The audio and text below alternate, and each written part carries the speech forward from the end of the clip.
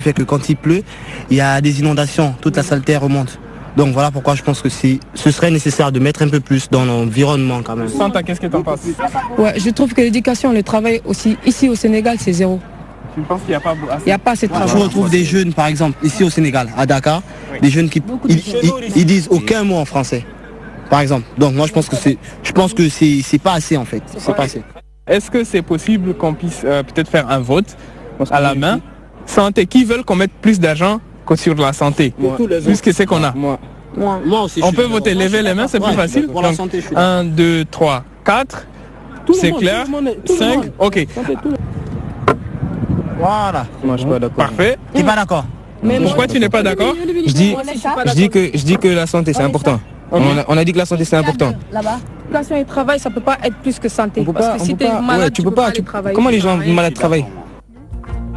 Merci beaucoup pour cet exercice qui nous a aidé à comprendre les priorités des jeunes Sénégalais pour ces échéances électorales. Merci beaucoup. Merci beaucoup.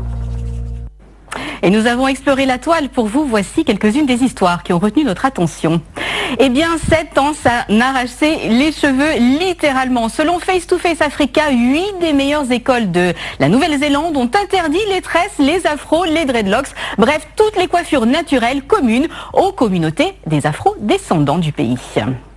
Mais tout n'est pas perdu, car aux États-Unis, la ville de New York, eh bien elle ne coupe pas les cheveux en 4. Le Temps nous rapporte que la liberté capillaire y a été proclamée. Désormais, cataloguer, punir ou même licencier des personnes à cause de leur coupe de cheveux, eh bien c'est considéré comme une discrimination raciale.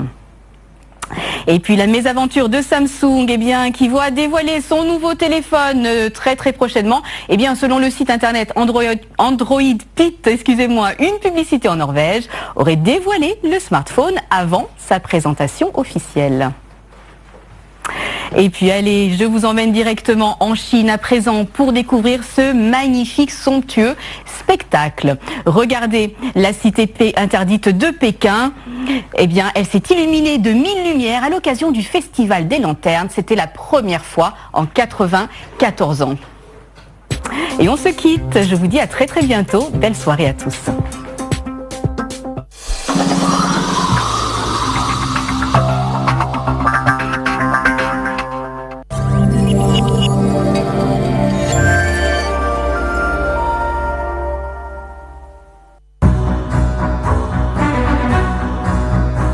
La présidentielle du 24 février 2019 s'annonce palpitante et la DTV arbore les couleurs du pays. Les déclarations des différents protagonistes, les alliances entre recalés et candidats et la transhumance, autant de points qui seront débattus sur nos plateaux avec des invités de marque. Vous aurez les temps forts de la campagne électorale avec nos équipes qui sillonnent le pays en compagnie des candidats. TMTC, relooké et se prolonge jusqu'au samedi avec de nouvelles rubriques. Face à la nation, décortique le programme des différents challengers. Un show électoral que vous pourrez suivre les mercredis et dimanches à partir de 21h en direct. Le journal de la campagne, entre autres, rien ne vous échappera de ce grand rendez-vous dans l'histoire politique du Sénégal. Vous pouvez interagir avec nos invités en direct. Présidentielle 2019, la DTV, au cœur de l'événement.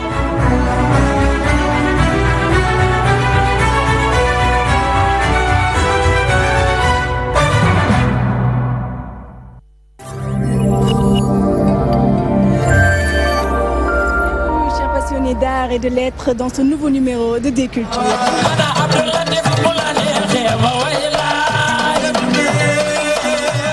Actuellement, j'évolue au...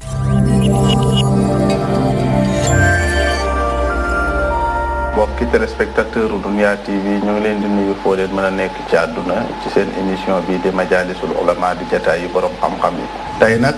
ñu nekk fii ci Cambérène seet si fi kilifa goo xam ne borom xam-xam bu mag la muy Serigne Zane Gueye Laye. bu ñu jëlee ci xutba bi dañ ci fekk baat bu am solo wala tuzannu li axiikum muslimu li axiikumul muslim ilal xayri. di dolli sant yàlla si jotaay bi nga xam ne moom la am ci sunu réew fi mu toll nii nga laaj ma baat boo xam ne danga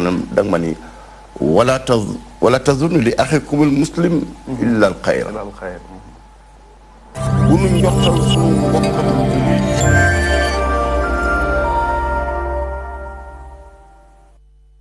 Du nouveau à Exclave Télécom avec les décodeurs TNT. Deux nouveaux modèles d'antenne TNT de marque Televès. Antenne TNT Edge à 10 000 francs avec 10 dBi de gain. Antenne TNT V Zénith à 15 000 francs avec 15 dBi de gain. Fabriqué en aluminium inoxydable pour une longue durabilité et en plastique ABS. Une grande résistance face aux intempéries. Robuste et légère avec un gain de 10 à 15 dBi. Système de montage rapide et solide. Sous-système de fixation en mat fabriqué en Zamac apporte avec grande robustesse et stabilité face aux conditions climatiques défavorables. Conception et fabrication réalisée en Europe et soumise à de stricts contrôles de qualité. De plus, pour la réception UHF, elle intègre un système de filtre qui bloque les interférences sans perturber la pleine réception du signal. Avec les deux nouveaux modèles d'antenne TNT de marque Televès, vivez encore et toujours le meilleur du numérique.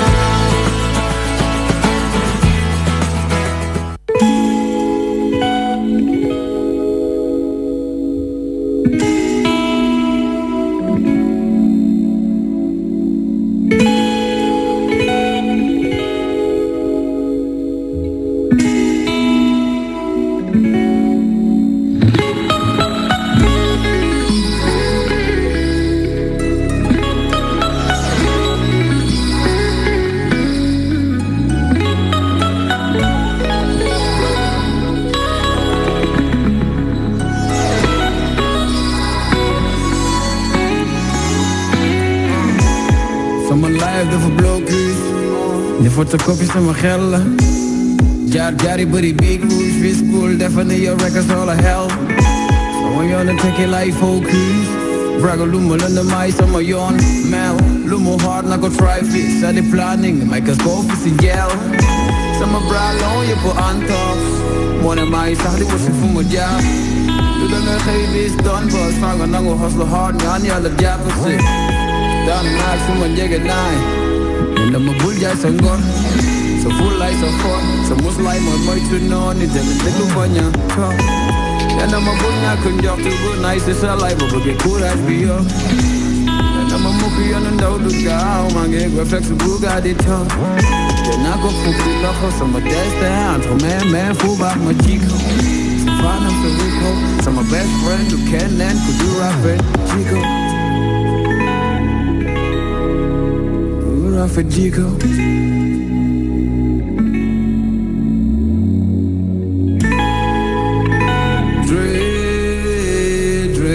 Dread life.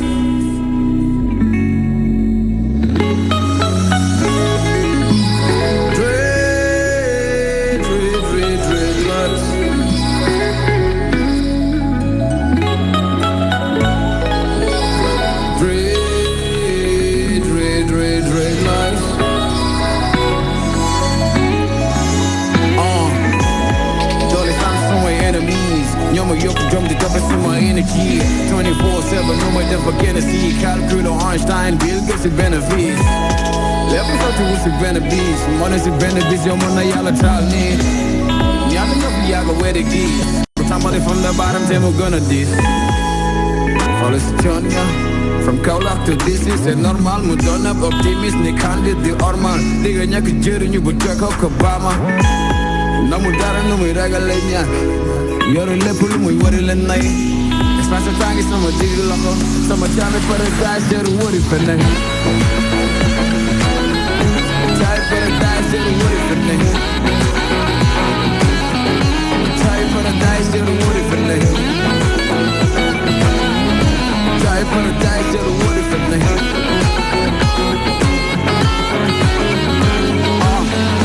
Mello ya la no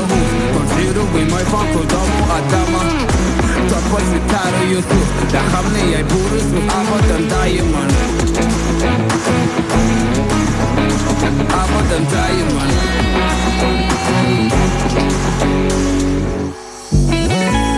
Omunu nou nangado Omunu down nangara Omunu down nangara But never ever ever ever ever gangsta never ever ever stop.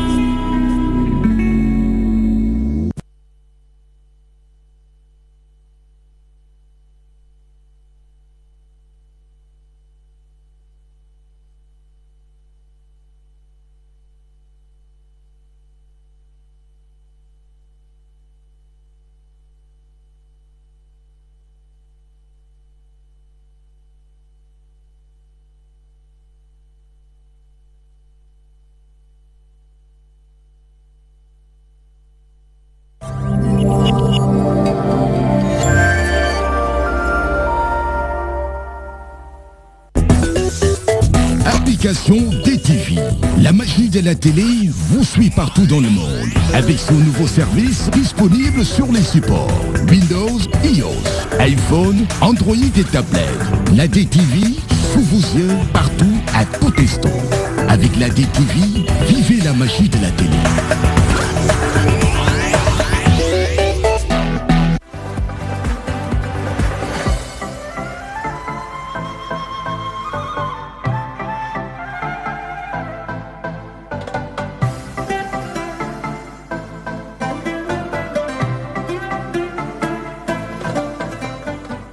Pièce par pièce, dans les locaux, les députés de la commission culture et communication ont tenu à s'enquérir de l'état d'avancement de la mise en œuvre de la TNT au Sénégal. Une visite très satisfaisante selon ces parlementaires. La TNT est une fierté nationale. Évidemment, nous sommes ravis de constater que ce sont des Sénégalaises et des Sénégalais qui font ce travail. Il n'y a pas d'expatriés, des jeunes Sénégalais et je pense que c'est un grand plaisir de le voir et c'est rassurant aussi. On dit qu'on n'est pas rentré dans l'histoire, hein, mais enfin tout cela, je crois que ce n'est pas vrai, on le démontre tous les jours. Et c'était vraiment le premier constat qu'on a fait. Ensuite, c'est un projet qui est difficile et qui n'est pas simple. Il faudrait que tous les Sénégalais puissent partout sur le territoire national avoir le même signal et gratuitement pour les télévisions sénégalaises. Au nom du président Babacar Touré, qui avait en charge cette mission-là, avec le comptant, en son nom, je me dois de remercier les honorables députés d'avoir bien voulu se déplacer pour venir voir un projet qui appartient au peuple en réalité. Je dois aussi me féliciter de savoir qu'une société bien sénégalaise, qu'une entreprise sénégalaise comme Excaf Télécom a pu faire un tel travail, un travail énorme, un travail de qualité. Cette technologie, une fois mise en œuvre, va permettre l'ensemble des citoyens sénégalais, là où ils sont, que ce soit de Dakar jusqu'à Fongolandi, de recevoir l'ensemble des chaînes de télévision nationale avec la même qualité d'image et la même qualité de son. Vous voyez déjà qu'un député du peuple qui vient visiter une technologie qui va venir satisfaire son peuple dans la réduction de cette fracture télévisuelle est déjà un pas extraordinaire. Bon, notre premier devoir était de les informer de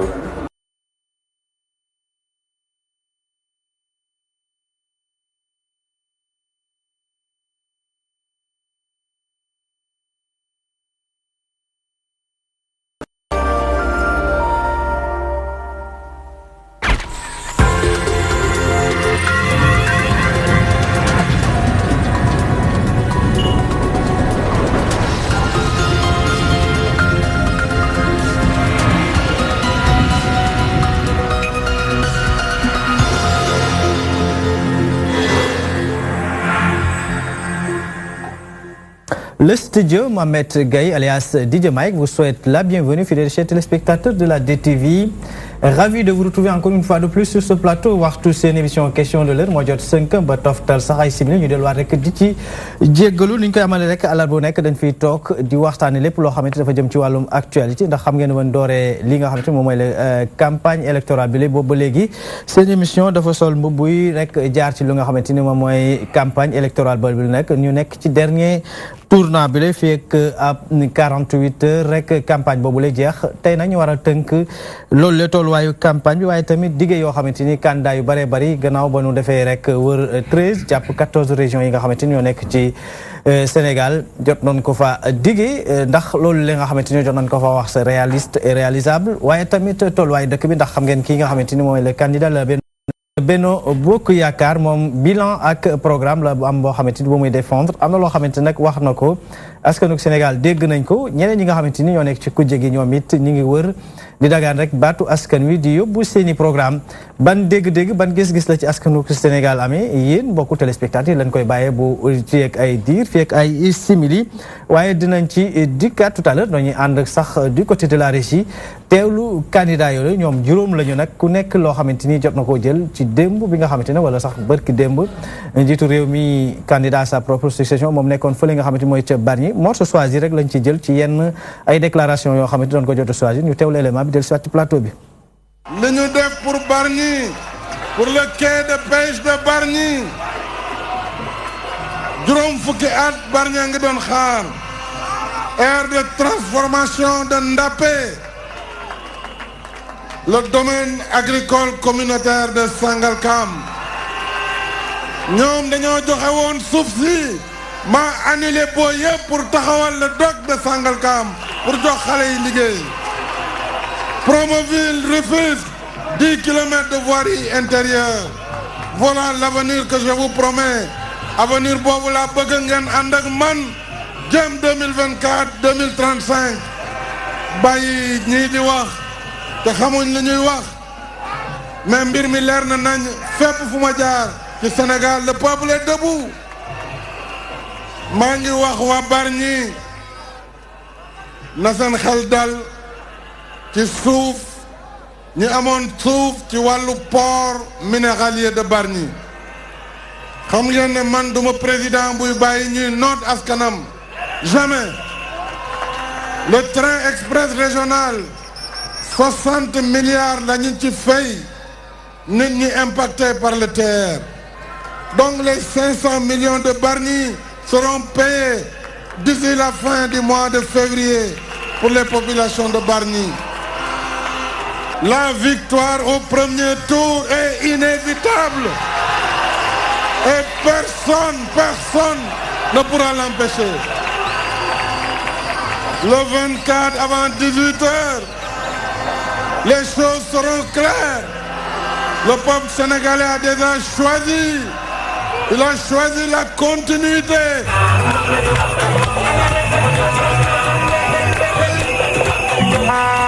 ñëw naa seet ci leen bi mbirum mbël mi amee bël bi ma dem fa seeti bël bi seeti ñi nu toxal maa ngi leen di masaw te di leen wax ni fas yéene naa def sama kéemtulaay kàttan pour régler problème boobu amoon na benn projet bu nu retenir jamono président Ablaye Wade moo doon OMVS def fi benn port fluvio maritime port boobu dana tax dana téye géej gi doole géej gi ba géej gi dootul mën di déborder du ma wax loo xam ne nag techniciens yi ñoo ko war liggéey mais lu ma leen di wax di leen ko wax te di xool ñëpp mooy su ma toogee ak jàmm sama premier projet boo xam danaa ko lijjanti mooy régler problème mu bël bi. si wàllu accord de pêche yi xam nga accord de pêche yi danoo xëpp nit ñi farine si biir bët bàyyi ba mois de janvier alors que ñoom mënoon nañ régler problème bi lu jiitu loolu te réglé wul de Me Alioune Abi Talib avocat la xam nga avocat li nekk lay gëstu na ko ba xam ni dafa jël benn farine rek mu xëpp ko suñu biir bët man fas yéene naa waxtaan ak Mauritanie wax ak ñoom ba seet nan la noo avancé am na ñu may wax ay proposition def benn ay bateau ramasseur mais li wóor te wóor mooy diggante Mauritanie ak Sénégal jàmm rek a fi mas doon président yi ñoom ñoo war fexe ba dox jàmm jooju xam nga dafa am loo xam ni Dubaï moom la taxawee loolu laa bëgg def Ndar xam nga Dubaï pétrole am sax bariwul waaye dafa am ce qu'on appelle une industrie des services war na service pétrolier boo bëgg si wàllu pétrole ak gaz nga fekk waa Ndar fii ay borom xam-xam samp ko si biir Ndar loolu daan si liggéey jàppale leen.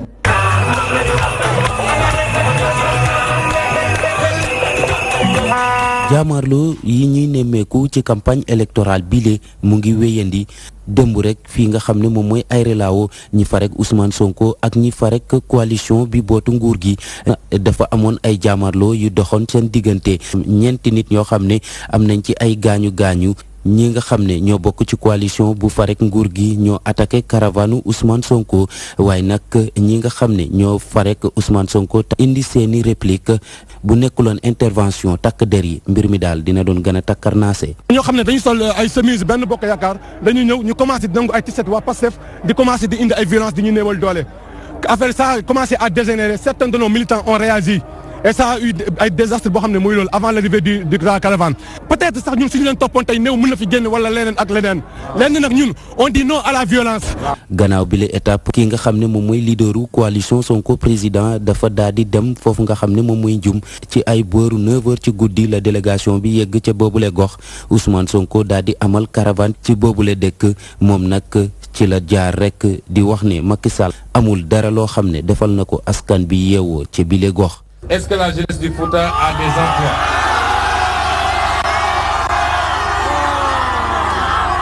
Parce que partout où je suis passé, mais on a fait le tour du Sénégal. Partout où on est passé, qui tourne Boundjekbi. Partout où on est repassé, fiche campagne électorale. De la Casamance au Fouta, de Dakar à Tamba, Djambat Gibenala. Les jeunes ne trouvent pas d'emploi et que la seule alternative bi leen dese mooy dawal moto Jakarta wala immigration clandestine. lu ni mel la Ousmane Sonko amal ca dëkk bii di Podor dafa amal foofule ab caravane ci guddi gile mu am ay nit ñu bëri ñu ko topp ànd ak moom ba ca place publique ba nekk ci wetu mairie bile Ousmane Sonko daal di yëkkati ay kaddu jëmale ko ci jafe-jafe yi nga xam ne waa Podor ñu ngi koy jànkonteel moom sax fas yéene ci indi ay fara. kon yéen waa Podor ñun xam nañu ni yéen a ngi souffrir man dama ne Podor ak Podor fi mu toll bi ñu duggee ci dëkk ba bi ñu eggee fi ngeen ñu yóbbu ba bi ñëwee fii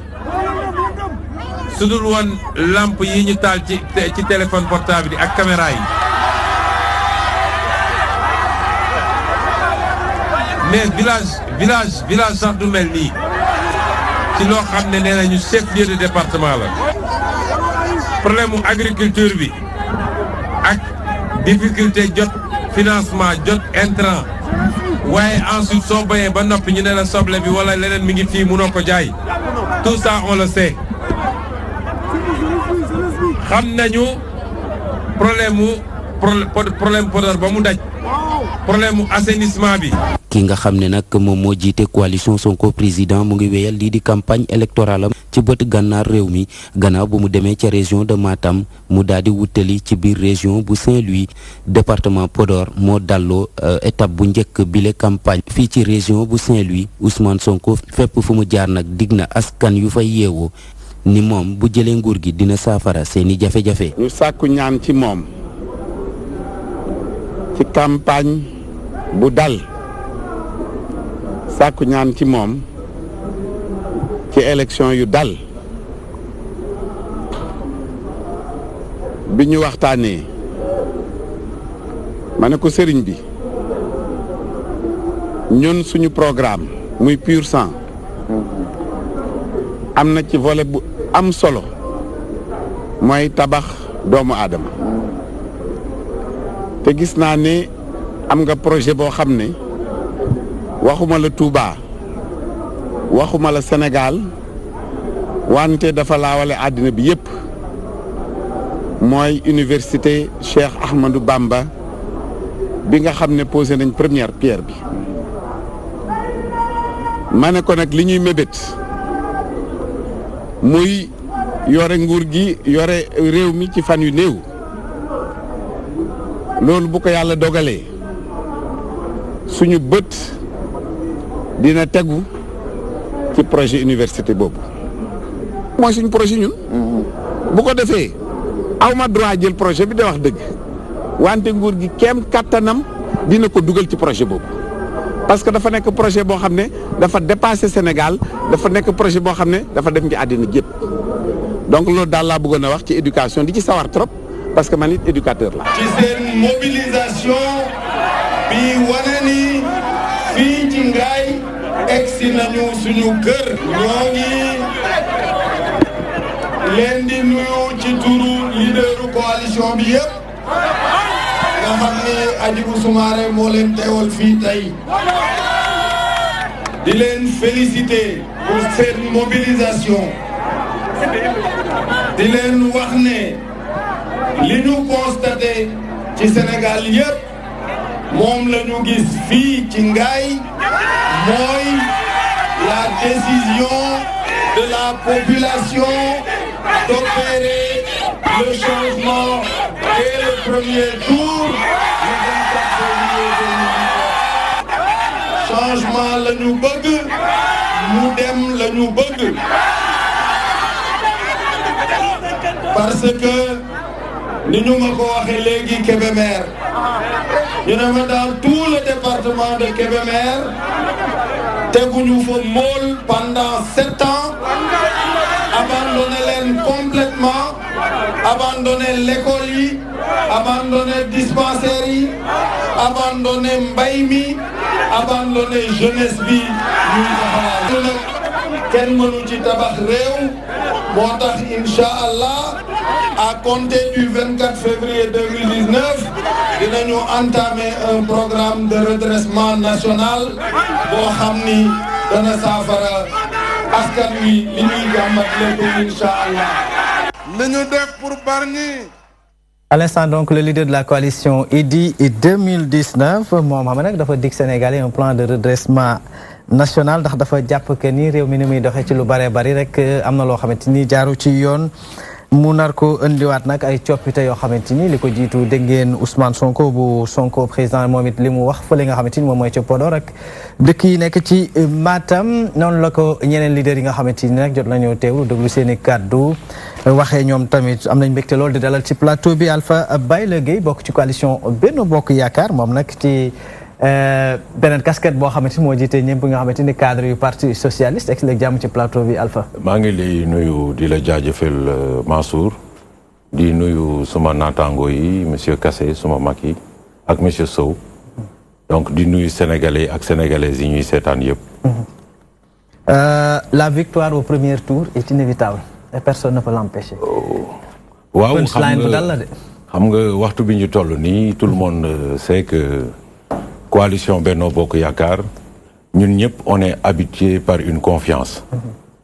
on est optimiste te optimisme boobu nag c'est raisonnable ndaxte suñu candidat ñëpp gis nañ ko ci campagne bi muy def ay procession te fépp fu mu dem daanaka gis nañu askan bi nu ñu génnee di ko tertu pour wane ko seen adhésion seen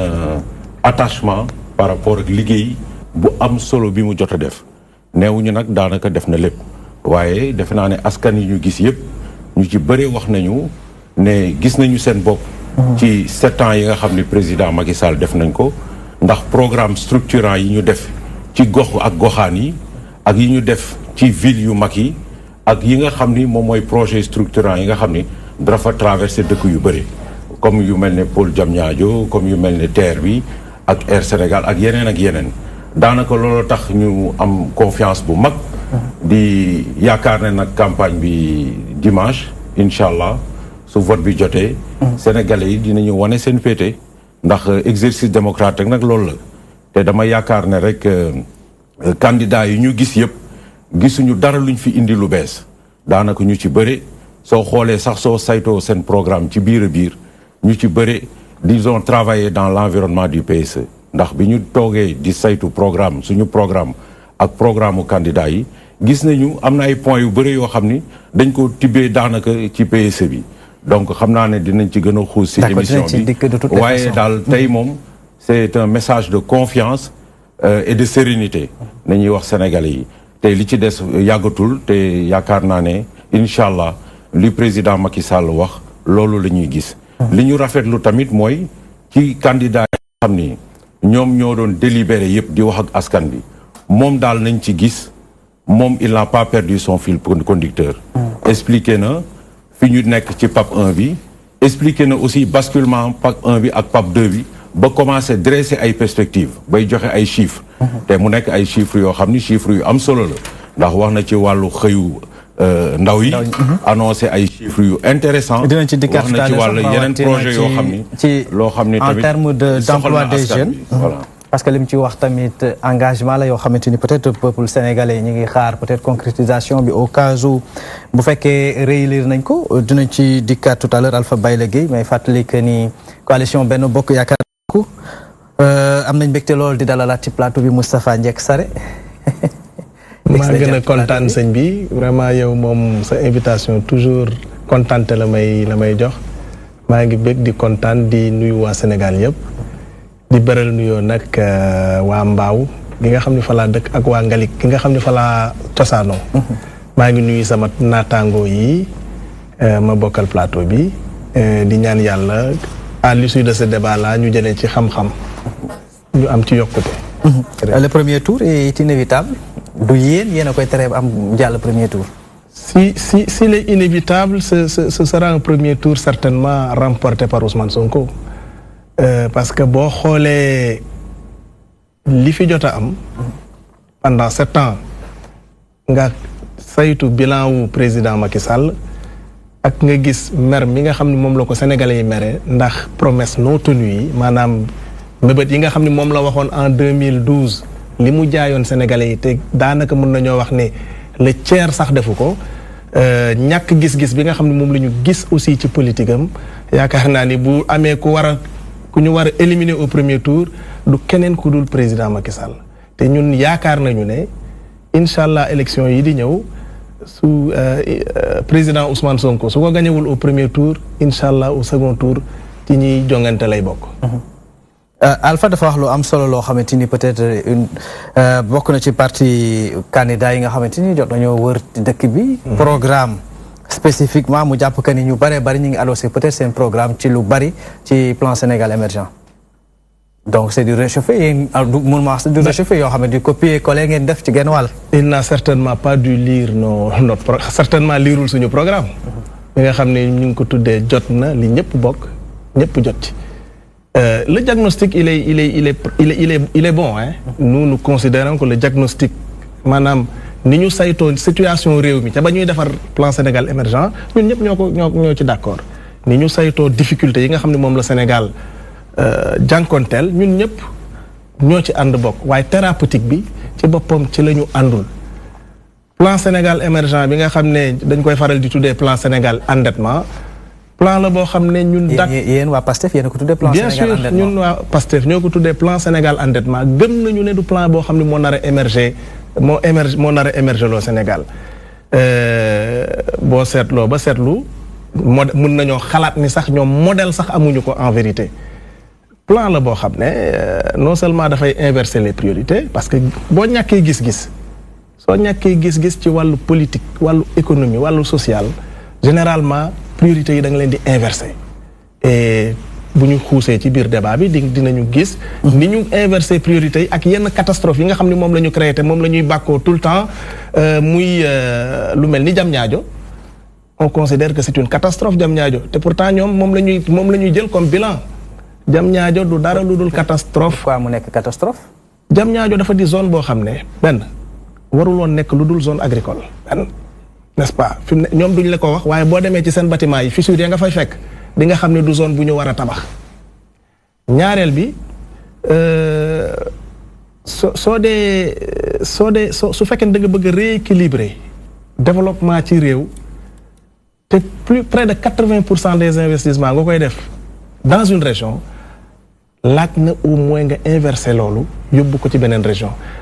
C'est le lieu aussi de reconnaître la vision de Ablaye Wade bi nga xam ni moom bi mu doon xalaat la nouvelle ville bi mu bëggoon créer génne woon na ko en dehors de la région de Dakar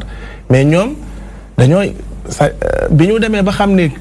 ngiroon nañu amuñu lu ñu def au bout de 2 ans d'exercice ils ont pensé que comme autoroute amoon na foofu il fallait que ñu créer benn affaire boo xam ne sénégalais yi bu ñuy génn dinañu gis des immeubles sortir de terre alors que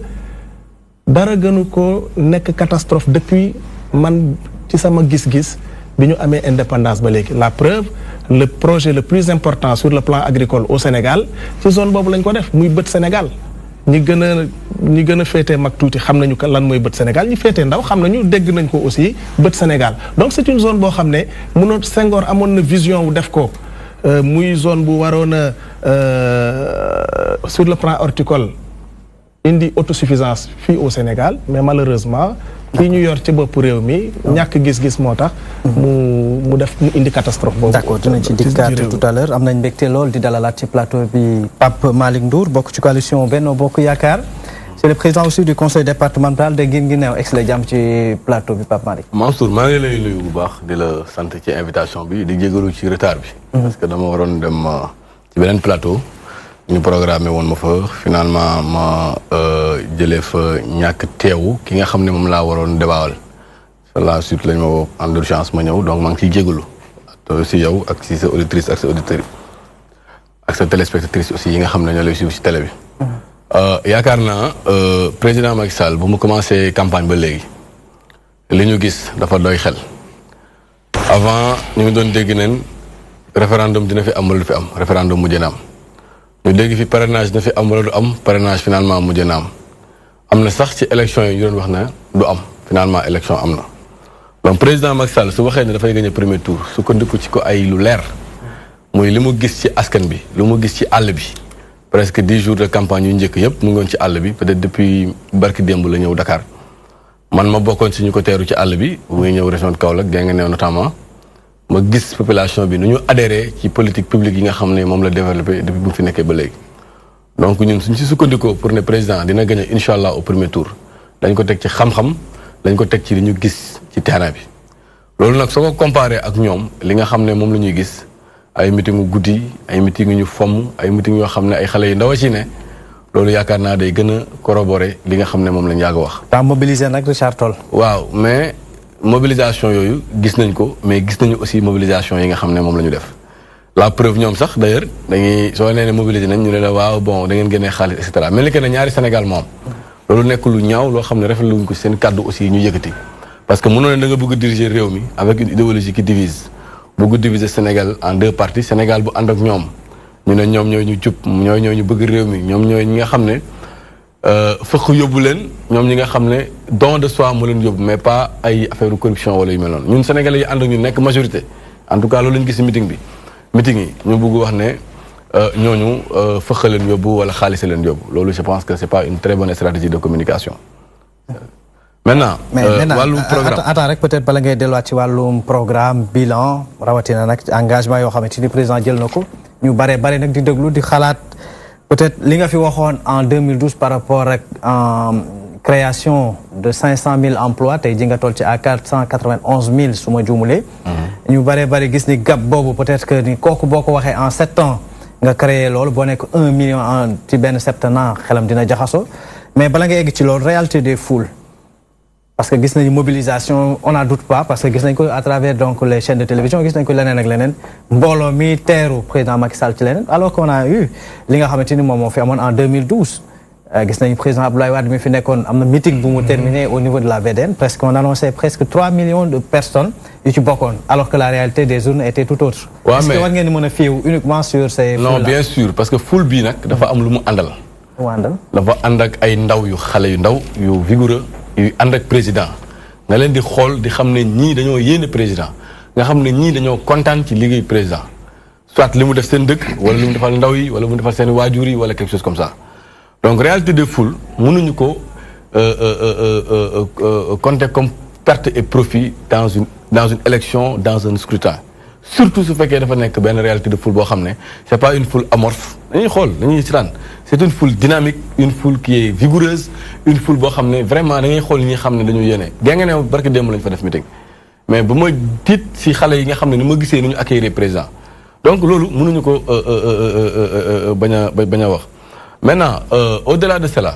par rapport ak li nga xam ne moom mooy programme président te ñu évoqué ko sànq si li nga xam ne moom la def yow nga évoqué si 1 million d'emplois bi nga xam ne moom la dig Sénégalais yi loolu su ko diggee Sénégalais yi dañ koy gëm parce que président effort d'abord yi mu def ci question d'emploi dama bëggoon d'abord préciser que ne waxuma ne Sénégal chômage c'est 0%. waxuma ne Sénégal dafa atteindre le plein emploi man sama bopp suma kër am na ay chômeurs yu fa nekk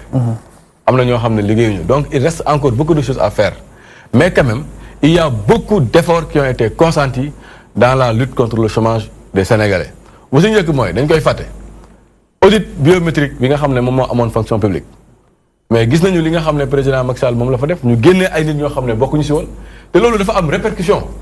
plus de 10 000 personnes lañ fa génnee dugal ay xale yu bees yoo xam ne ay xale ay ndaw la ñu woon amoon seen diplôme bëggul liggéey ci fonction publique bi yemul foofu taux de croissance bi ñuy wax ñu naan woy c'est pas inclusif et que ñu mën a démontrer ne effectivement c'est une croissance quand même qui a entamé une dynamique inclusive xawma la elle est totalement inclusive hein, mais elle a entamé une dynamique inclusive ñu gis répercussions yi nga xam ne moom la am ci emploi mën nañ ci démontrer waat après mu nekk lu clair lu net loo xam ne gis nañu chaque jour ñu ngi gis ay nit ñoo xam ne dañoo nekk suñu koñ di liggéey te politique taxul ñu liggéey emploi bu clair et net la ñu am yemul foofu président Macky Sall andi ay outils d'accompagnement pour l'autofinancement des jeunes ANPEJ mënuñu taxaw ne milliards yi ci dugal yëpp c'est perte et profit non non non c'est pas perte et profit Prodac milliards yi ci dugal yëpp mënuñu ne c'est perte et profit non non non ça a créé des emplois DER bi nga xam ne barki démboo Ndiaye la commencé créé na emploi donc les services de l'État suñu travail statistique de l'emploi ñu créé ne 491 000 emplois la ñu créé ay sénégalais yoo xam ne peut-être ànd ñoo ak Macky Sall wax ko di ñu suivre télé te kenn démentiru ko te ñu nekk ay sénégalais patriotes comme ñun ak ñoom nu ñu mel ñu mënoon gëm ne am nañu fulla ak fayda bu toll ni suñu waxee loo xam ne amul ñu génn def déclaration contraire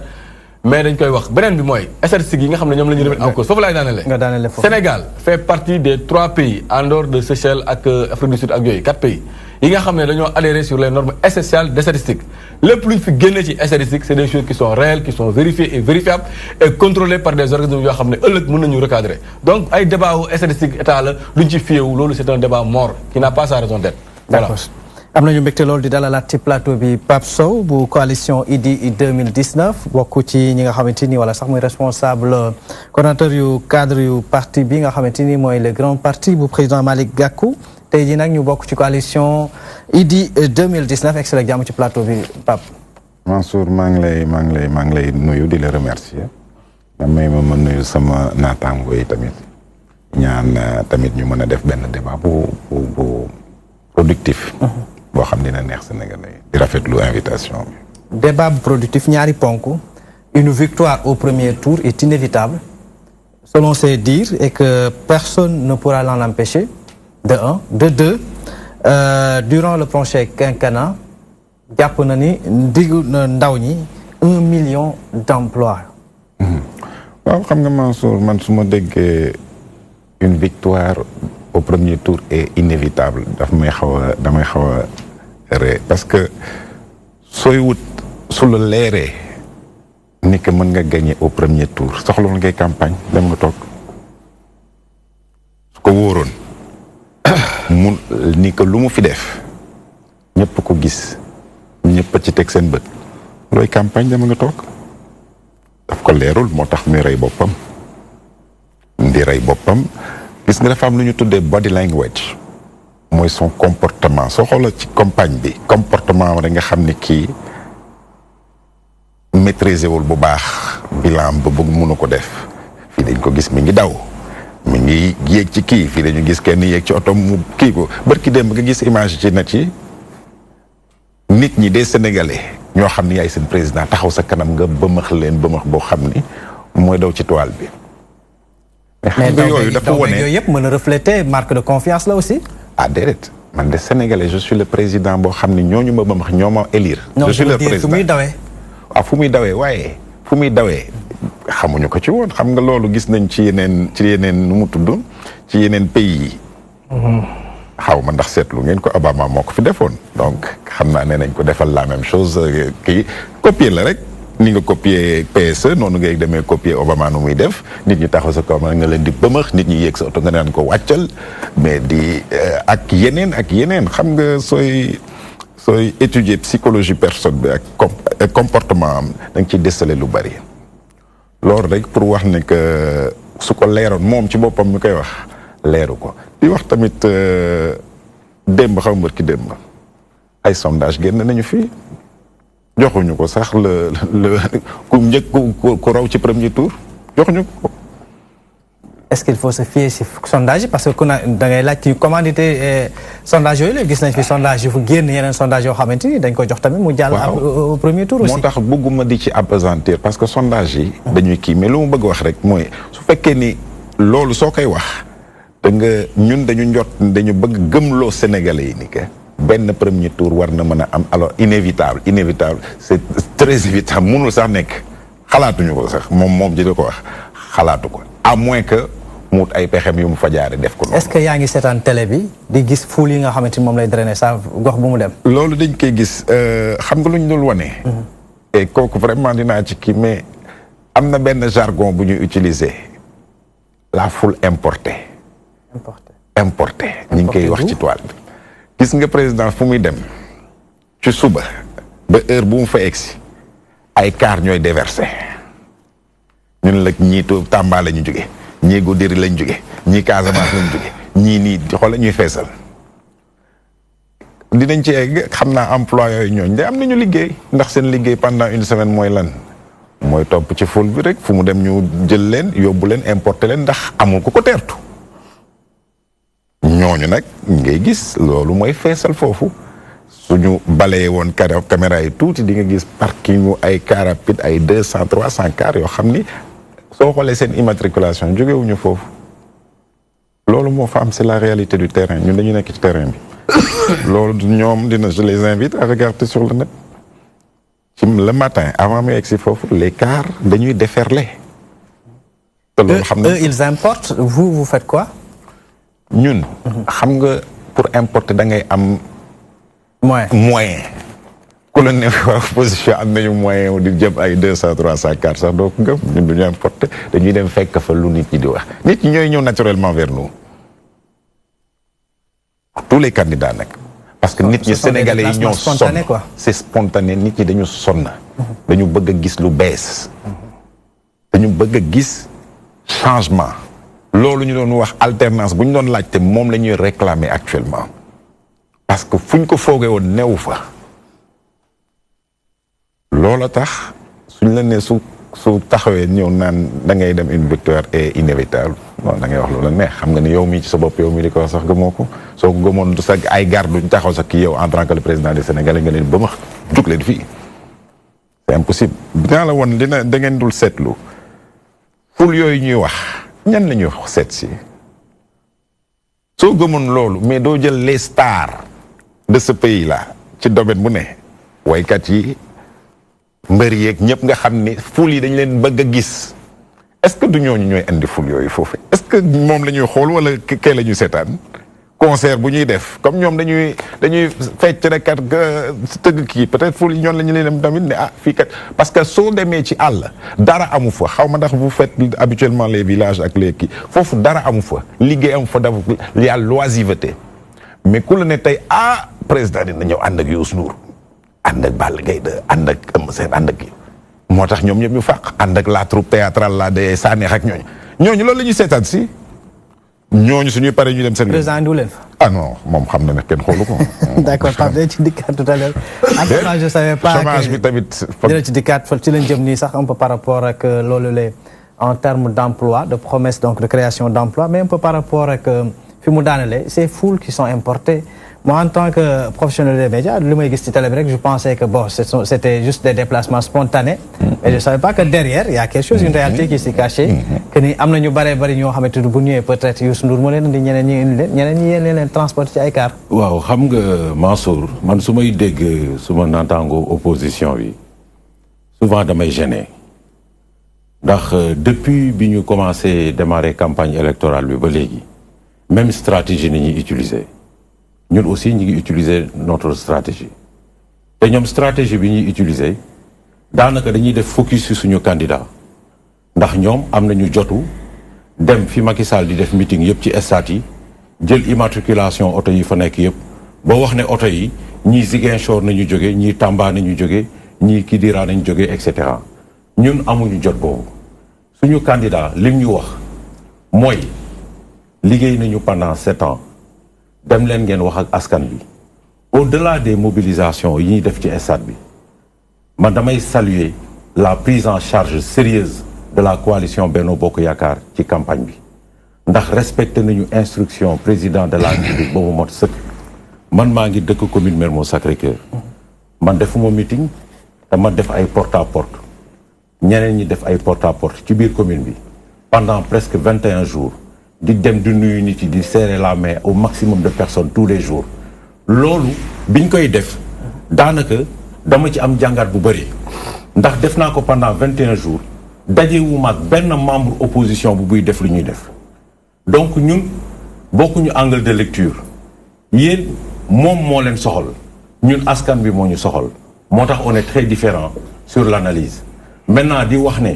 nit yi waa Tamba il est normal soo demee ci benn département bu mag nga ñëw département de Kaolack mais nit yi lu ñu jógee quand même yeneen ci yeneen chef-lieu communauté rurale yi di dox ba fi meeting bi am c'est normal que ñu jël ay moyens de transport pour mën a ñëw egsi parce que meeting départemental lay nekk wala meeting régional lay nekk maintenant nag su fekkee yi am ngeen jotu dem di xool kaar yi ba naan kaar yi Dakar nañu jógee man de gisuma benn nit bu fi déplacé wu fii Dakar dem topp président de la République askan bi ci boppam moom moo ko publicité par rapport ak politique publique yi mu def yu gis ci seen bopp mu nekk ay engagement yoo xam ni daf ko jëloon ak gox yi depuis le début te dama bëgg a wax ne soo xoolee ci engagement yi mu jël sur les régions ñetti régions ñoo ci nekk sur une ligne de à peu près 44%, y compris Fatick te foofu la jógee pour vous dire que président liggéey moo ko soxal du parparloo moo ko soxal mais yeneen régions yi ñuy jël yëpp soo jëlee engagement yi mi ngi dem entre intervalle 65% ak 89%. defe naa Kédougou moo ci ëpp ay taux de réalisation donc ñun loolu na ñuy jaay Sénégalais yi jaayuñu Sénégalais yi ay nit jaayuñu Sénégalais yi sax Macky Sall méthodologie bi dañuy jaay Sénégalais yi li nga leen di jaay ci wàllum emploi wàllum xëyu ndaw ñi parce que loolu c'est très important aussi pour une population boo xamante ni tey boo ko diviser les 2/3 presque yëpp ay ndaw lañu boo leen digoon en 2012 ni leen dinaa leen créer 500 000 emplois ñu ñëw en 7 ans nga créer 491 000 emplois am na lu manqué gap am na fa tuuti mu donte tuuti na nga ni ci juróomi at yi nga xamante ni boo leen ma falee dinaa leen créer 1 million d'emplois est-ce que diggee boobu logique pour logique war naa mën a diggee bu rationnel la xam nga lu tax ma koy expliquer te dina ma permettre tuuti ma rappeler quelques faits historiques président Macky Sall bi mu egsee Sénégal yéen ñëpp xam ngeen ne ci jafe-jafe ni ñu nekkoon tey la nit yi taxaw di wax naan Abdoulaye Wade moo fi amoon vision ak yooyu waaye bi muy dem ñun ñëpp gisoon nañu état dëkk bi nu mu meloon. Il a pris 2 ans président Macky Sall pour corriger les inégalités yi fi Abdoulaye Wade bàyyi te wax nañ ko di ko waxaat te correction yëpp daanaka ci njabootu Sénégal la jëm ci famille li ñuy wax concept de famille duñ ci dellu. parce que wax nañ ko waxaat ko askan bi xam na ko def na impôt sur le revenu def baisse des loyers maîtriser les denrées de première nécessité tey soo demee ci jigéen yi nekk ci kër yi nga laaj leen ndax denrées yi ñu doon jënd en 2012 ak denrées yi ñuy jënd tey est-ce que am na lu ci yokk jigéen yi ñoom dinañ la tontu peut-être que yow doo ko xam mais soo jëlee nga jël wàllu ceeb bi nga jël wàllu gaz bi nga xam ni dafa diminuer presque de 2000 francs nga jël yeneen produits yi nga xam ni suñu jigéen yi dañ koy utiliser tous les jours amul benn prix bu ci yokk ci diggante bi fi Abdoulaye jógee ak tey au contraire prix yi dafa wàcc mu def bourse familiale def couverture maladie universelle te yooyu yëpp ci famille Sénégal la jëm parce que concept de famille boobu man dafa am solo daf ma ñorol trop ndax socialiste la ñu pare mu structuré mu dem si milieu yi nga xam ni dañu défavoriser mu structuré fa ay politique yoo xam ni dafay relever en fait mobilité bi def PUDC def PUMA def Prodac pour def animation rax ci dolli bi mu terminé phase boobu nga xam ni phase de correction bi c'était essentiel te li may wax ñiy wax ne amul vision dam leen di wax nañuy jéem a analyser démarche président Macky Sall gis nga 2 ans de correction yooyu bi mu jeexee c'est le déclenché PSE parce que planification tout le monde sait que ça ne s'accommode pas avec des politiques sociales bi mu déclenché PSE def ay animation politique sectorielle yu dëgër looloo tax ñu commencé sécréter croissance avec une moyenne de 6% contre 3% de moyenne sur toute la période de Abdoulaye Wade li mu wax nag ne dinañu def emploi def 491 def nañu 480 dinañ def 1 million emploi tout le monde sait xam nga nax askan baaxul tout le monde sait que la question de l'emploi lu ñuy dàqe la question lutte contre le chômage amul benn dëkk bu fi am plein emploi mu ni diggee woon ne dina def 500 000 emplois mu def 491 000 te mu nekk ay emplois yoo xam ni dafa nekk lu ñu recensé à l'inspection du travail bokkul ak yeneen emplois yi générés par le secteur agricole su tey mu ñëwee taxaw ne day def 1 million d'emplois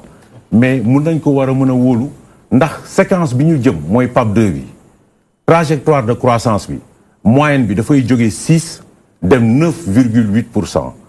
ak benn pic boo xam ne en 2021 on sera à 12%. Pas si côté liggéey mais parce que moment période boobu ni ñuy commencer dëggantaan les investissements liés à l'exploitation du pétrole. Donc soo jógee 6% de croissance dem 9% de croissance mais war nga mën a def doublement en fait emploi yi nga doon générer te dama lay wax ne dëkk bu normal dans un pays normal 0,5% de taux de croissance buy daw ci vitesse bu normal ça correspond à peu près à 100 000 emplois li may wax ni ay jàngat la du ay affaires yoo xam ne ay parparloo li mu def nii benn simulation la bu rigoureuse la def mu xam ne war na mën a générer 1 million d'emplois mu wax ko moo tax may wax jeunes yi damay lancer un appel aux jeunes en quelques secondes aux jeunes bu ñu yàkkamti réew dafa am processus bu ñu koy doxalee te à chaque époque historique il faut son mode d'organisation fi ñu toll nii li ñu war a def mooy continuer politique publique yi ñuy def yi nga xam ne mi ngi jox ay résultats par contre li ma xaw a jaaxal ci yéen chaque jour ma leen di ko wax impréparation bi ngeen àndal moo ma jaaxal yéen ñii di wax ne da ngeen bëgg a remplacer président Macky Sall benn question rek laa leen di poser depuis le début de la campagne waxu leen ci dara yéen tey nii soo leen falu woon vous n'avez fait aucune communication sur la révision du collectif budgétaire xam ne budget bi commencé na daw 2018 amul kenn candidat bu taxaw ne ma tey su ma toogee tey modification budgétaire yi lay def ñaareel bi mooy yéen xam ngeen ne soo leen ñëwee dama leen di ko wax parce que sóoraale woo leen ko xam ngeen ne soo leen ñëwee da ngeen war a def programme de transition te programme de transition boobu mën na durer 2 ans parce que partenaire au développement yi dañ leen di laaj que programme boobu de transition bi qu'il soit inclusif il faut ngeen consulter en fait tous les secteurs en fait la société civile les secteurs de la vie économique loolu yëpp amu leen ci benn lucarne li leen intéressé rek mooy dal ci kaw candidat bi. d'accord te loolu rek ngeen di def depuis le début de la campagne. Moustapha interpellation yi bari na lool. oui absolument. bari par où commencer sax fi mu nekk nii xamatuma fan laay tàmbalee. damay tàmbalee fi mu mujjee. waaw muy bari parewule. li ma impression bi ma am mooy fi mu nekk nii lenn rek moo leen dese. tiital sénégalais yi pour ñu woteel leen. boo déggee kàddu sama sëriñ. mooy mu wax naan way bu ngeen ñëwee il faut ngeen am 2 ans de nangam et cetera donc ça va nous faire perdre du temps donc implicitement dafa bëgg a tiital sénégalais yi pour ñu ne dañuy votel candidat am sénégalais yi duñu tiit sénégalais yi xam nga lan la ñu bëgg lu bees comme ni ko sama xarit Pape Sow waxee c'est-à-dire dañu bëgg alternative pas seulement alternance alternative la ñu bëgg soppi li fi newoon soppi googu ñuy wax soppar ñi exactement système bi indi fi leneen lu bees tàq de teg réew mi ci trajectoire du développement loolu la sénégalais yi bëgg jeunesse bi nag maa ngi leen di dégg ñuy ŋàññi jeunesse bi nee na ñun ay jeunes yi rek effectivement nous sommes un parti de jeunes je fais partie des plus vieux de ce parti nous sommes un parti de jeunes jeunesse sénégalaise moo ñu taw moo ñu bëgg et comme la jeunesse sénégalaise tey jii nii ñi ñu ciblé ils font 65% de la population mais forcément tantôt li ma doon wax naan ko dès le premier tour Ousmane Sonko va gagner les élections avec cette jeunesse là ñoom nee nañu xale yi rek ñoo ñu topp oui on l'accepte xale yi ñoom ñoo ñu topp ñun nag dama bëgg ñu xam benn affaire. yéen anti-système bi. typiquement sur la question de l'emploi des jeunes. Ben j'en arrive parce que man foofu laa jëm justement ci emploi bi laa jëm. avant may wax ci emploi bi programme laay wax. programme Macky Sall ça ne nous intéresse pas parce que nit koo xam ne say promesse doo ko respecter jamais boo taxawee doxal 7 ans ñëw tax bëgg maa tax gëmloo ma ni encore dinaa defaat leen ci 5 ans yi boo ma kii mënu Sénégalais yi mënuñu ko gëm fu ne la dem digge fi ay milliards yu dul jeex les conseils des ministres décentralisés fu mu dem fii 300 milliards fii 400 milliards fii 450 milliards foo dem ci Sénégal tantôt maa ngi dégg sama xarit di wax naan xaw ma 89% de réalisation doo fa gis benn réalisation amul benn réalisation concrète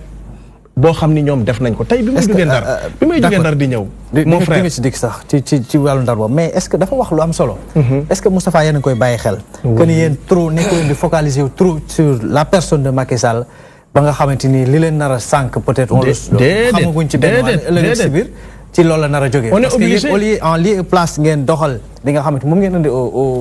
jox ko au Sénégalais yéen plus yéen a ngi koy xool ba fàtte sax li ngeen waroon def. déedéet on est obligé de nous focaliser sur la personne de Macky Sall parce qu'il incarne l'institution président de la République et cette institution est hypertrophiée dans ce pays-là.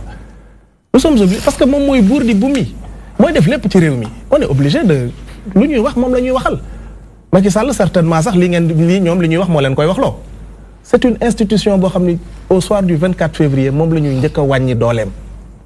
ci suñu programme boo ko liree di nga gis ni ñuy wàññee dooley président de la république ci biir waxtaan bi su ngeen bëggee mën naa leen wax naka la ñuy fan la ñuy jaar pour wàññi dooley président de la république. C'est le principal problème du Sénégal. Principal problème du Sénégal mooy c'est une institution hypertrophiée. Macky Sall boo leen di dégg ñuy wax dafay mel ni yàlla la moo fi def lii moo fi def la en réalité li ñu war a def mooy taxawal fi mécanisme yoo xam ne réew mi même am na ay réew yoo xam ne soxlawuñu sax gouvernement te dañuy dox ñun li ñu bëgg. mooy fexe ba ñetti pouvoir yi nga xam ne ñoo constituer la république benn ci ñoom du am influence ca ba ca des président de la république li ñuy njëkk a def d'abord mooy seppi ko ci conseil supérieur de la magistrature waxuñu mu présider mais dootul bokkati sax ci conseil supérieur de la magistrature déjà pour au moins conseil supérieur boobu nga xam ne mooy saytu carrière u magistrat yi dootu fa amati influence président de la république dinañu fexe ba ministre de la justice am boobu dootul amati benn tutelle ci procureur waaye nag ca wet ga dañuy renforcer pouvoir ou inspection générale de la justice n'est-ce pas ensuite li ñuy def mooy fexe ba encadrer le pouvoir de nomination du président de la République ñun ñëpp xam nañu ne que on va encadrer parce que le président de la République nomme à tous les postes militaires et civils loolu mooy wane ni que bigam boobu mu yore ku ko neex lay nommé ku ko naqari mu jële la fii naka lañ koy encadrer mooy bépp poste de responsabilité responsabilité ci administration dañuy def li ñuy tuddee appel à candidature pour permettre que les meilleurs Sénégalais nekk ci poste de responsabilité de l'administration justement léegi li ñuy def dañuy def bu ñu soxlaa par exemple directeur sangam dañu naan bépp Sénégalais boo xam ne yaakaar nga ni mën nga ko def ñëwal déposer ce dossier benn commission dina ko saytu à l'issue de saytu boobu dañ ciy génnee ñetti dossiers yoo xam ne ñoom la ñu yaakaar ne ñoo gën ci dossiers yi am na ay critères yu bari critères de compétence critère moral sa jaar-jaar sa njàng est-ce que yow ku jub nga et cetera yooyu yëpp ñoom dañ koy saytu bu ñu paree ñetti dossiers yooyu dañuy ñëw teg ci taabalu président de la république ne ko ñetti ñi kat la ñu yaakaar ne ñoo gën ci ñi nga xam ne ñoo war a pourvoir ñoom la ñu war a jox poste bi tànn ci kenn en ce moment là dootul amati possibilité ne Moustapha Sarré mii kat maa ngi moom ñoo daan ànd démb ak bërki démb dama koy nommer su fekkente ni Moustapha Sarré dossier bokkul ci ñett yooyu il ne pourra pas me nommer moi personnellement beneen bi mooy beneen rupture de taille bi ñu nar a def mooy supprimer ce qu'on appelle les caisses noires te mu nekk les premiers vecteurs de corruption dans ce pays là fii la ñuy gis président de la République nit seet si ko rapidement mën na la may léegi 10 millions alors que boo gestoo ban jeune sénégalais moo mën a liggéey durant toute sa carrière am épargne 10 millions da ngay génn peut-être benn n'importe qui mën na dugg mu may la 10 millions yenn saa yi nga dégg ko mu dem seeti sëriñ sàngam yóbbaale maletam jox ko 100 millions et cetera wala sax jël xaalis boobu dem di ci corrompre ay opposants pour ñu transhumer gis nga transhumance bi doole bi mu am fii loolu la ñuy njëkk a supprimer mais entendons-nous bien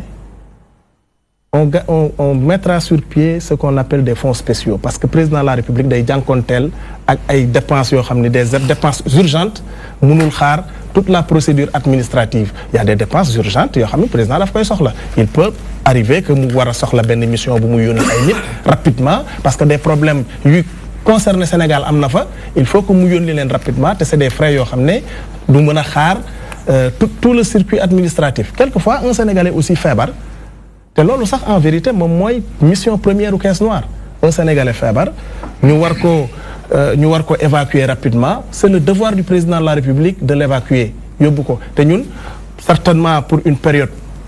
petite période la ñuy soxlaa loolu parce que bis bu ñu toogee fii dinañu fexe ba plateau médical bi nekk fii ci réew mi dootuñu soxla di évacuer sénégalais yu feebar yi donc voilà autant de ruptures am na yeneen ruptures yu ñu war a indi pour wàññi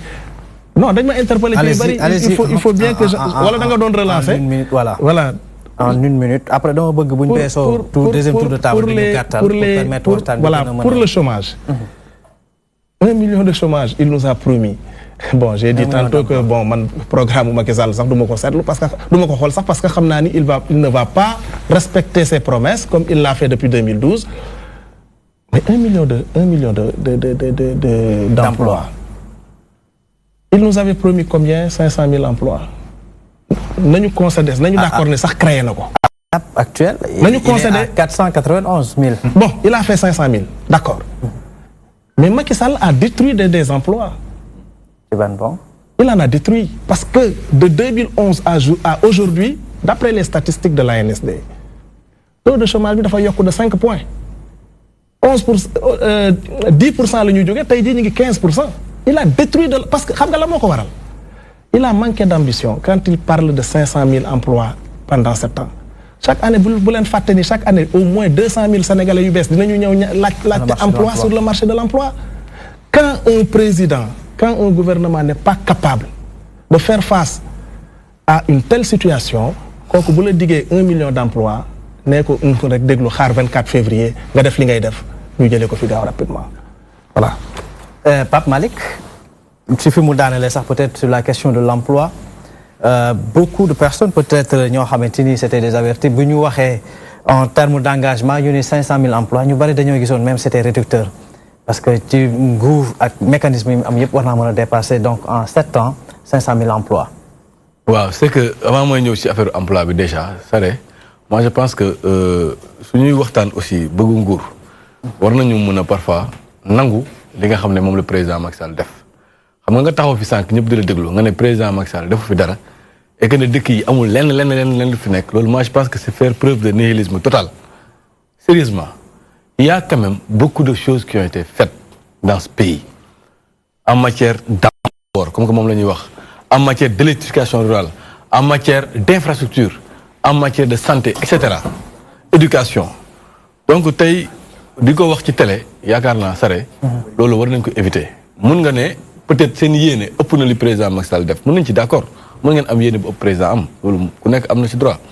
mais quand taxaw ne dafa fi dara loolu je pense que c'est trop dire et puis loolu je pense que da nga ko war a corriger bon maintenant par rapport ak emploi bi président li mu ci wax dafa leer bu yàgg bu mu nee 500 000 emplois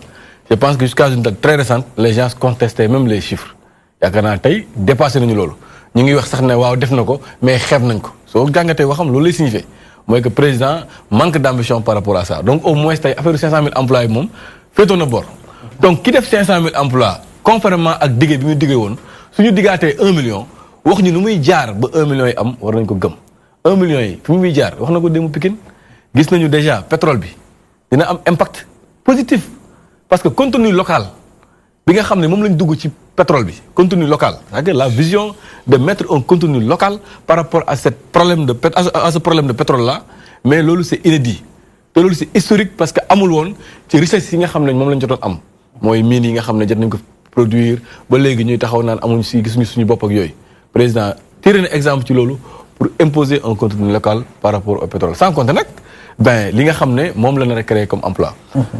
mu nekk lu clair loo xam ne xel mun na ko nangu am nañ fi loo xam ne amuñu ko woon loolu su ñëwee dina andi emploi képp ku am xel war na ko nangu loolu déjà nekk premier élément le second élément président Macky Sall dig nañu 100 000 logements mais logements yooyu dafay employer ay sénégalais c'est un projet boo xam ne peut-être ça va durer 5 ans durant tout le temps des 5 ans là des entreprises vont venir s'installer les gens vont travailler loolu emploi la beneen bi mooy si programme am il a expliqué l'apport du numérique ak yu mel noonu numérique bi dafa am contenu créateur de contenu dafa nekk métier président Macky Sall di ko wax di ko waxaat fu mu tem wax ko loolu musul am Sénégal ay infographie yi ngay dégg ak yooyu dañ leen di organiser ba mu nekk emploi ñu nekk ay emploi yu clair loolu président Macky Sall daf ko wax te daf koy def te loolu plus-value la par rapport ak li nga xam ne moo doon passé beneen bi emploi vert wax na ko mooy li nga xam ne moom lañ nar a def en terme de reboisement ak yu mel noonu gàncax bi Sénégal ñu naatal ko entretien beeg yooyu mais yooyu tamit lu leer la. président et pourquoi lan moo tax Pape Malick signé wu leen charte bu jëm ci wàllum environnement mémorandum bi nga xamante ni certaines associations d'environnementalistes ñoom ñoo ci daje woon joxe rek ay exigences par rapport ak li ñu bëgg le prochain président du Sénégal mu def ko yéen seen candidat signé. mais mémorandum yi gën a am solo. en matière d'environnement. tuddul mémorandum ay charte la ak ay yooyu.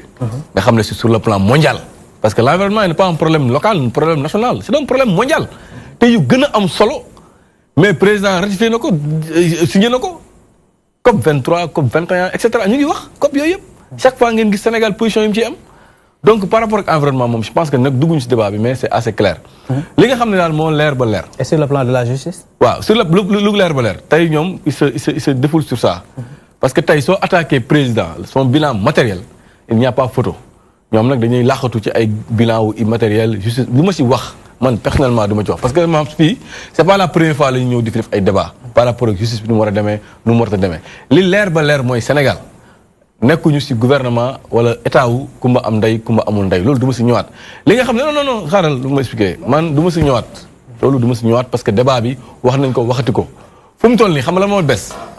mooy président Macky Sall lan la fi def ñëpp d'accord nañ ne def na lu bëri waxuma def na lu lépp lu mu def gongo de waxuma la moom mooy représentant de Dieu sur terre de waxuma loolu dama ne ci lépp lu mu waroon def lu mu diggee woon Sénégalais yi def na ci ay jéego yu am solo loolu ñëpp d'accord nañ ko li des ci digle yi nga xam ne moom la ñu dig dama la ne lu leer ba leer mooy dig bi mun na nekk te incha allah dina ko def. d'accord li ci fu may daanale. parce que da nga bàyyi parce que ñoom aussi am nañu temps. en 30 secondes s'il vous plaît damay gàttal sax bu ñu weesoo premier li nga xam ne nag moo gën a am solo. d'une demi-heure. li nga xam ne am na solo aussi. mooy ñoom seen proposition yi nga xam ne moom la Sare doon wax sànq. Sare bu muy def ay proposition ci wàllu ay fonds politique ak ay fonds tube. damay suppression fonds politique gis nga wax na ko ba pare. fin bi mu reveniraat ne waaw dinañ def benn fond nag boo xam ne président nii président nee non xaar waaw non waaw mais Sare moi je pense que contrôlé j'ai dû oublier que non j'ai dû c'est une précision rek juste une précision waaw d'accord mais allez-y man je pense que j'étais écouté soo dégloo proposition yëpp day mel ni da ngay ne dàq nga Jean ba Jean dem nga woo Paul solal ko biir waxaar rek dañ koy contrôler fonds yooyu contrairement à la caisse non mais Sare xam nga tamit il faut que je t'en prie voilà allez-y maintenant dama la ne day mel ni da ngaa dàq Jean ba Jean daw nga jël yére bi jox ko Paul loolu mooy proposition yi nga xam ne Idriss Seck def na ko te bëgg naa ni ñëwaat si parce que Idriss Seck moom man vraiment programme bi moom xam naa ne liiru ko loolu man leer na ma programme bi ñu ko bindal xam nga yéen a ngi fàttaliku nekkul moo ko présenté woon bu ñu ko nee présenté dafa daw demul mais li ma gis ci programme bi te su la neexee après nga won ma ci ma dugul point par point mun naa assurer ne Idriss Seck liiru ko parce que lu ñu fa wax yépp soit ay mbir la yoo xam ne am na ba pare maanaam il est obsolète dépassé nañ ko ci administration wala ay mbir yoo xam ne ñu ngi koy def wala ay mbir yoo xam ne nataal nañ ko bind ko ci PSE nar ko def te dinañ ko def maa ngi ñaan nag balaa émission bi di jeex sama point de parole nga may ma leeral Sénégalais yi foofu parce que ñu ngi naxaate ñu ngi jéem a gëmloo Sénégalais yi loo xam ne amul loolu bëggoon naa ko préciser soo bëggee nag mun naa si ñëw directement. d'habitude en quelques secondes. en quelques secondes Idriss Seck dans son programme à la page 41 mu ngi proposé. mu ne dina def lu ñuy woowee fusion entre waaw mu ngi proposé à la page 46 mu ngi proposé une fusion entre la direction générale des impôts et la direction générale du trésor ñu ne ko Idi loolu lu tax nga koy def mu ne damaa bëgg. les impôts assis par la DGID maanaam impôt su liquidé maanaam su daggalee gay mi impôt ne ko fayal su demee ci trésor mi encaissé mu bañ a am écart bi entre liquidation maanaam li mu war a fay ak li mu war a verser trésor mais Idriss Seck xamul ne depuis 2009 les impôts d'État sont assis par la DGID et recouvrés par la DGID tele laay wax am na inspecteur impôt yu may seetaan li may wax su amul ñoom nañ ko démentir c'est une proposition dont la base scientifique est dépassé loolu lu muy wane mooy Idi moom mu ngi ci Sénégalu 2004 bi Sénégalu 2004 bi nag bokkul ak Sénégalu tey bi. d'accord beneen nag soo leen neexee mu ñëwaat ci beneen mu ngi ne way damay informatiser parce que lu tax may incité foofu parce que il a fait des propositions yoo xam ne soo ko buggee nat da ngay xool fan lay jëlee xaalis bi man damaa dem ci programme ne kii fu muy jëlee xaalisam bu ma demee xool fi muy jëlee xaalisam si laa gisee loolu mu ne. waaw affaire u taxi yi comme dafa bëgg affaire yu diabolique mu ne affaire u taxi yi nag yooyu dañoo war a dem ba Sénégal toll foo xam ne lépp dañ koy informatiser mais moom Idi xamul ne gaynde 2000 la commencé woon maanaam douane léegi tey tout est informatisé. Au-delà de ça aujourd'hui képp kuy suivre les minutes de la DGI des télé xam na ne e-tax possible na tey nga nekk entrepreneur sa portable ngay yore tey nga fay say lempo te doo bouger xamul ne Sénégal dépassé nañu bu yàgg ay impôts yu ñuy bind ci këyit di ko yóbbu di ko séddale donc ñooñu dañuy nelaw. jël ay PSE dugal ko seen programme di nax sénégalais yi naan lii mooy ay waxu nax sax ndëg la. Vous avez un candidat selon les dires de Pape Malick Ndour qui est dépassé sur toute la ligne. Il en veut pour exemple ñaari ponk yooyu nga xamante ni jot na ko joxe. waaw mais bon c'est de bonne guerre hein, comme ni ñu ko waxee dans sànq rek soo xoolee moom talul wax lan lay proposer mi ngi tal détruire nit ko tiital tey en phase de déconstruction et construction. non il n'a pas construit il a déconstruit il est am na ku ko tiital tey la vague orange boobu moo ko tiital. mais un peu par rapport ak spécifiquement li mu wax ndax loolu am na wala amul. non loolu amul xam nga la vision moom peut-être nu mu ko liiree moo baaxul balaa may dugg sax dans cette réforme fiscale de l'administration fiscale particulièrement dinaa ko expliquer peut-être nu mu ko comprendre c'est pas dans le même esprit il fallait qu'il demande qu'il pose la question on allait lui répondre une vision 1 3 15 45 là 1 3 15 45 c'est d'abord un Sénégal pour tous un Sénégal gagnant inclusif pour tout le monde. Sorewul ak un Sénégal de tous un Sénégal pour tous. kooku moom waa mais un Sénégal de tous ñoom dañ ko pratiquer sànq maa ngi dégg. moo Alpha di wax ni que moom bu mu ñëwee rek dafa commencer andi dugg dans la famille xam nga def ay mesures dans la famille du loolu la wax mais moom problème mooy loolu sax doon nañ ko nangu waaye moom famille am la ci jiital problème mooy loolu mooy andi problème am su commencé famille ku jiital ci famille bi day andi problème ndax famille lañ teg bon un Sénégal buñ suñ koy wax pour gagnant un Sénégal gagnant amatul le Sénégal des pauvres et des riches amatul le Sénégal de la famille et des autres amatul le Sénégal gis nga déséquilibre urbain rural bi ngay dégg loolu la ñu bind bëgg a dindi ñu yemale ñëpp déséquilibre gis nga patriotisme économique lañ koy woowee mooy les sociétés nationales nu ma leen di traité du ma leen jox la même chose que du ma leen favoritisme boobu ñuy defal les sociétés étrangères ak ñooñu dootul am donc loolu mooy un Sénégal boobu suñu boolee ñun ñëpp ñu bokk ñu booloo war nañu mën a au moins rétablir les déséquilibres ba pare gagner kooku mooy la un loolu pour def ko dafa am fu ñetti kii yu ñuy jaar ñetti axes yu ñuy jaar benn bi c'est la gouvernance beneen bi c'est l'économie et lii nag les acquis suñ ko amee dañ ko war a sécuriser c'est le troisième axe gouvernance bi yu ci ëpp ñoo ko bokk parce que ñu ci ëpp ñun ñi ñëpp dañu toogoon di ko bind ça c'était en décembre 2017 qui je crois qu'on était même dans la même réunion là-dedans pour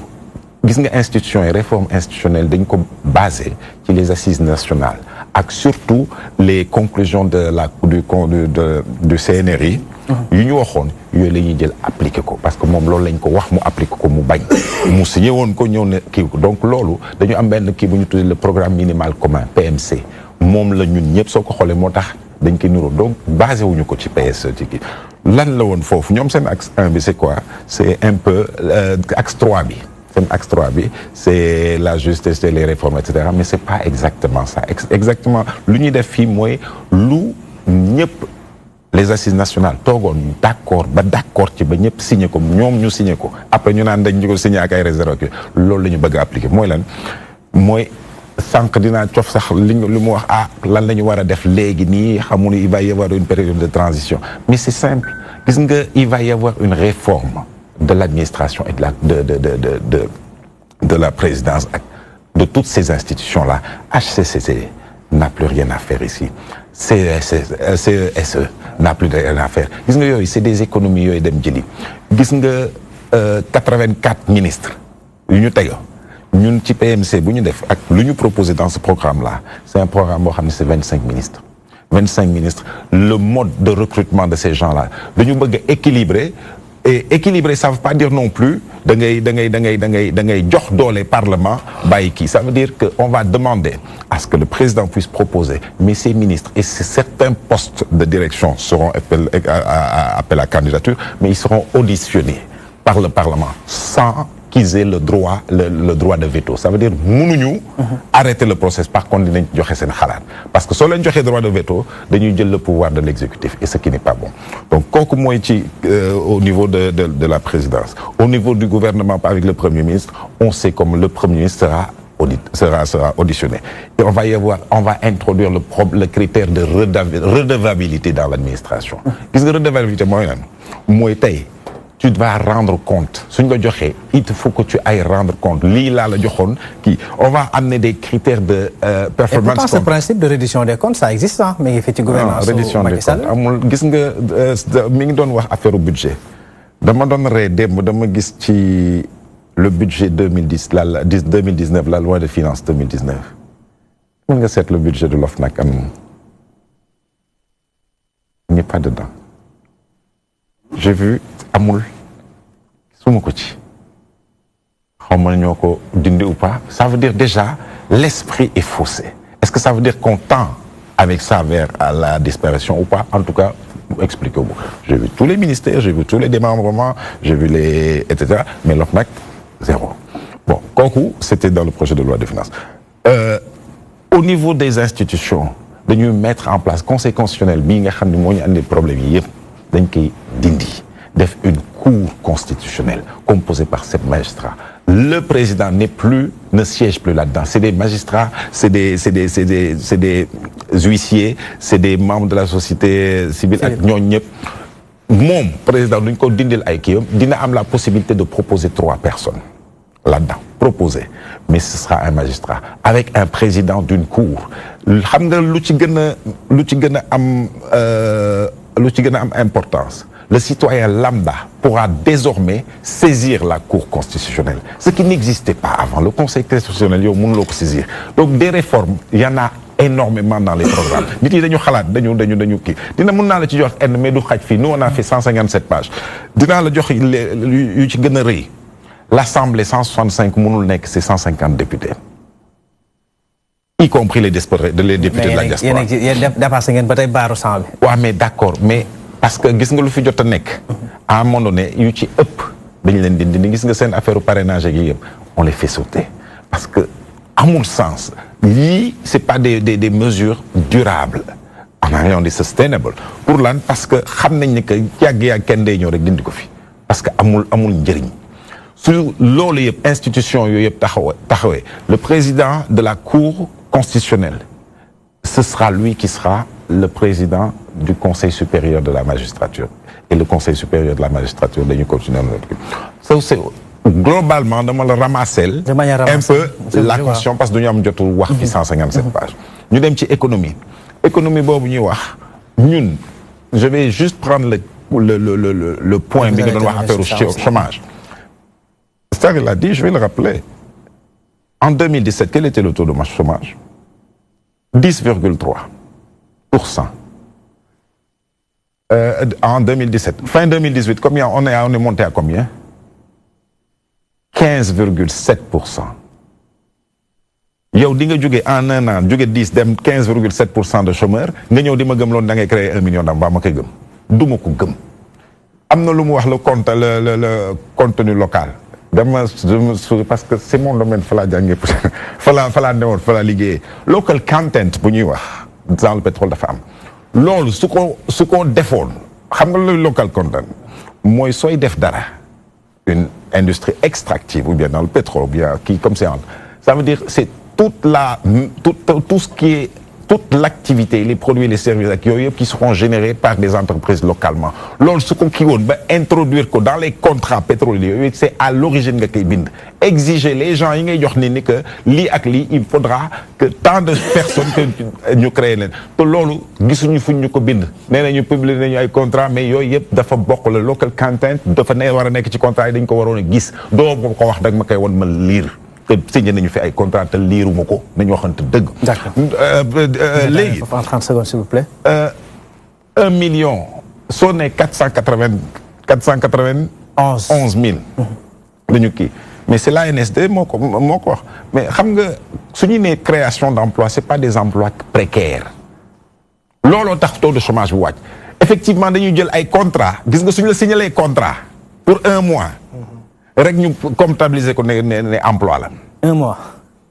Tu la defalee ne la duggal ci projet bi. Ce sont des emplois temporaires. moo tax man la c'est de l'emploi précaire les projets là le TER da ngay gis koo xam dañ lay jël 1 mois ñu comptabiliser ne ko créé nañ ko effectivement mais on ne parle pas quand on parle de résoudre le chômage le résorber mais c'est de façon durable et définitive mais c'est pas créer un petit projet boo xam ne benn autoroute kii ma enregistré contrat yi kii ñëw na bindu tey def naa ko liggéey na fi journalier kii bindal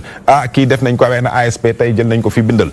loolu mooy joxe kii donc mënul nag gis nga ñun lu ñuy proposer dans IDI 2019 lu ñuy proposer c'est d'autres choses c'est des mesures yoo xam ni il faut aller vers l'auto-emploi il faut investir l'économie numérique il faut donner la capacité à ces jeunes là d'aller dans l'économie verte dans l'agro donc on est plus dama ko bëgg tontu ci lu mu wax parce que daf ñu attaqué ñu gàttal parce que ñu damay gàttal dugg nañu ci dernier tournant émission bi 46 page 46 bi liñ ci lire naan il va day jël la direction du trésor ak kii noonu c'est pas dans cet esprit-là c'est ce qu'on est en train de dire yemul sax foofu dinaa ko ci yokkal dafa ne douane trésor ak impôt et domaine dañu war a ñoom bokk nekk benn direction parce que loolu douane ak commerce ak kii ñoom ñooy boole mais lu ma la bëgg a wax fusion yooyu ñuy def c'est pour aller chercher l'efficacité et l'efficience dans les services entre les services d'État. Il n'y a pas la raison d'aller qui. Bon, moi quand même merci beaucoup. J'avais pris aujourd'hui la décision de permettre à ceux qui sont sur le plateau uniquement nous réagir, mais nos téléspectateurs de l'autre côté aussi, il faut que tu waxtaan bi leen bokk dañuy baare ñu jël ci kenn jàpp ñaar pour ñu mën a permettre ñu nekk ci allo salaamaaleykum. allo salaamaaleykum. sëñ bi noo tudd ak foo ñu woowee. maa ngi Parcelles Assainies Cheikh Diop laa tudd. waaw Cheikh dégg nga li ñuy waxtaanee nga ñëw ci lu gàtt rek. waaw lu gàtt laa bëgg man damaa defe ne seen émission bi du defu leen ko wolof da ngeen ko def français. parce que boo ko seetee juróom-ñett fukki baat yu ngeen wax. français ngeen ko wax waxu leen ko wolof. xanaa déggu leen wolof. dëgg la dañ ciy gën a bàyyi xel. invité yi gën ci bàyyi xel waaw wolof ngeen di. gannaaw da ngeen def émission wolof kay da ngeen di war a wax wolof. juróom-ñett fukki baat yu ngeen wax tubaab ngeen ko wax. d'accord Cheikh dégg nañ bu baax li nga wax dinañ insister waat pour que invité yi gën di bàyyi xel. waaw da ngeen indi ay wolof. waaw ñëwal léegi ci xalaat li nga xamante ni moom la ñuy waxtaanee. waaw dañu ñaan yàlla rek kii bi wote bi yàlla ci jàmm ak salaam. amiin loolu rek la ñuy ñaan. jërëjëf Cheikh ñu koy jaajëfal li mu wax nag am na solo lool. Alpha ñu bàyyi ci xel tuut comme ñi ñuy suivre dëkk bi ñu nekk kàllaama wolof bi mooy li nga xamante ni moom la ñuy gën di partager ñu ciy bàyyi xel tuuti. mais dafa wax lu am solo tamit Pape am lu bari lu mu wax loo xam ne interpellé nañ ci taux de chômage bi maanaam ñi nga xamante ni ndaw ñi amul xëy bari nañ lool taux bi dem na bay yéeg sax foo xamante ni peut-être c'est une première mu fa egg ci Sénégal. waaw xam nga suñu bëggee am ay débat yu jëriñ askan wi yoo xam ni dina tax suñu démocratie mu avancer di progresser bu baax il faut que ñu abandonner doxalin bi opposition bi di doxal ndaxte lépp lu ñuy wax dañ koy wax di jéem a faire porter le chapeau à l'autre di wax sax ak ay di avancer ay solutions yoo xam ni maa ngi jégalu mais c'est des solutions absurdes donc yaakaar naa ne waxtu bi ñu toll nii dañu nekk ci benn. ñoom ay solutions lañ indi. non dañu nekk ci phase de séduction. boo xam ni dañu nekk di jéem a séduire askan bi mais dañu war a éviter discours démagogique wala surtout ñuy surfer ci insouciance su une certaine frange de la population c'est très important ndax damay seetlu lu bëre ci débat yi que opposition bi malheureusement au Sénégal ñoom ñooy tirer débat yi vers le bas parce que façon état bi ngeen bëgg a créer ak li nga annoncé nii lii yëpp kenn xamul sax ban façon état lay nirool xam naa ne mooy nekk benn forme d'organisation bu état boo xam ni Sénégal rek lay am ndax li ngeen di wax ne yëpp da ngeen di ko rocci ci ay pouvoir du président de la République xanaa falatuñu tak président de la République dëkk dafa am nu muy doxee li ñuy liggéey Sénégal di ko def muy mode d'organisation bi ñu yore dafa nekk loo xam ni askanu àddina daf ko expérimenter ay ati ay siècle nekk ci phase yu bëri xam nga nit yi dañuy fàtte ne Sénégal fii mos na fi am régime parlementaire mooy période bi ñuy am 100 députés nit yi dañ koy fàtte mu indi fi ay blocage yu bëri président de la république yàlla moom moo ko jagleel mu war a nekk koo xam ne moo fiy toogal askan bi te su fekkee da ngeen rocci ay pouvoir am daanaka blocage institutionnel ngeen di fi indi ci lu bëri ndax taxaw naan fonds politique yi lu ñuy politique parce que dégrader fonds politique yi ngeen di def fonds politique du li ngay wax nii lay jëriñ de am na leneen lu muy jëriñ ci wàllu équilibre ci wàllu géopolitique ci wàllu stratégie de positionnement Sénégal fonds politique du ay rek ay affaire par parlo politique parce que yéen loolu rek ngeen gis parce que mosu leen toog dans l'exercice du pouvoir xamu leen jafe-jafe exercer le pouvoir moo tax ngeen di surfer ci insouciance jeunes yi bi ci njëkk Alpha baal ma rek ma jël mbokku téléspectateur bu mujj ñaar laa waxoon laa leen di may on est à moins de 2 minutes de la fin de l'émission nag malheureusement en quelques secondes rek salaamaaleykum salaamaaleykum sëñ bi noo tudd ak foo ñu woowee waaw damay leb tur bi wax dëgg yàlla citoyen rek la waaw d'accord citoyen excellent jàmm ci plateau bi waaw di leen ñaanal yàlla leen yàlla defal jàmm alaama amiin ñu bokk ko di lancer appel jeunes sénégalais yi jeunesse yi laay waxal nañu bàyyi di leen corrompi di leen jox xaalis ñuy dem di xeex di rayante affaire yooyu après seen waajur yi ci sonn benn ñaar bu fekkee nag nga baal man sama opinion laa dañ fee nekk 7 ans réew mi Macky neexul bon nañ abal rek ñeneen ñëw def vraiment d'accord jaru xuloo jaru xeex dañ jox gars yi seen carte ñu dem voté ci jàmm ak salaam xam nga ki ci yàlla teg ñu xam ni moom la fi yàlla teg ñu ànd ak moom d'accord ñu lay jaajëfal sëñ bi voilà merci beaucoup Alpha en 30 secondes s'il vous plaît waaw gis nga discours démagogique boobu moo tax ma la doon wax sànq bi may def porte à porte di dem seeti nit yi ci seen kër dama gis ñaari façon sénégalais damay waxtaan ak nit yoo xam ni dañu tàmm liggéey xam jafe-jafe àddina di yeewu 7h30 di wàcc ay 19h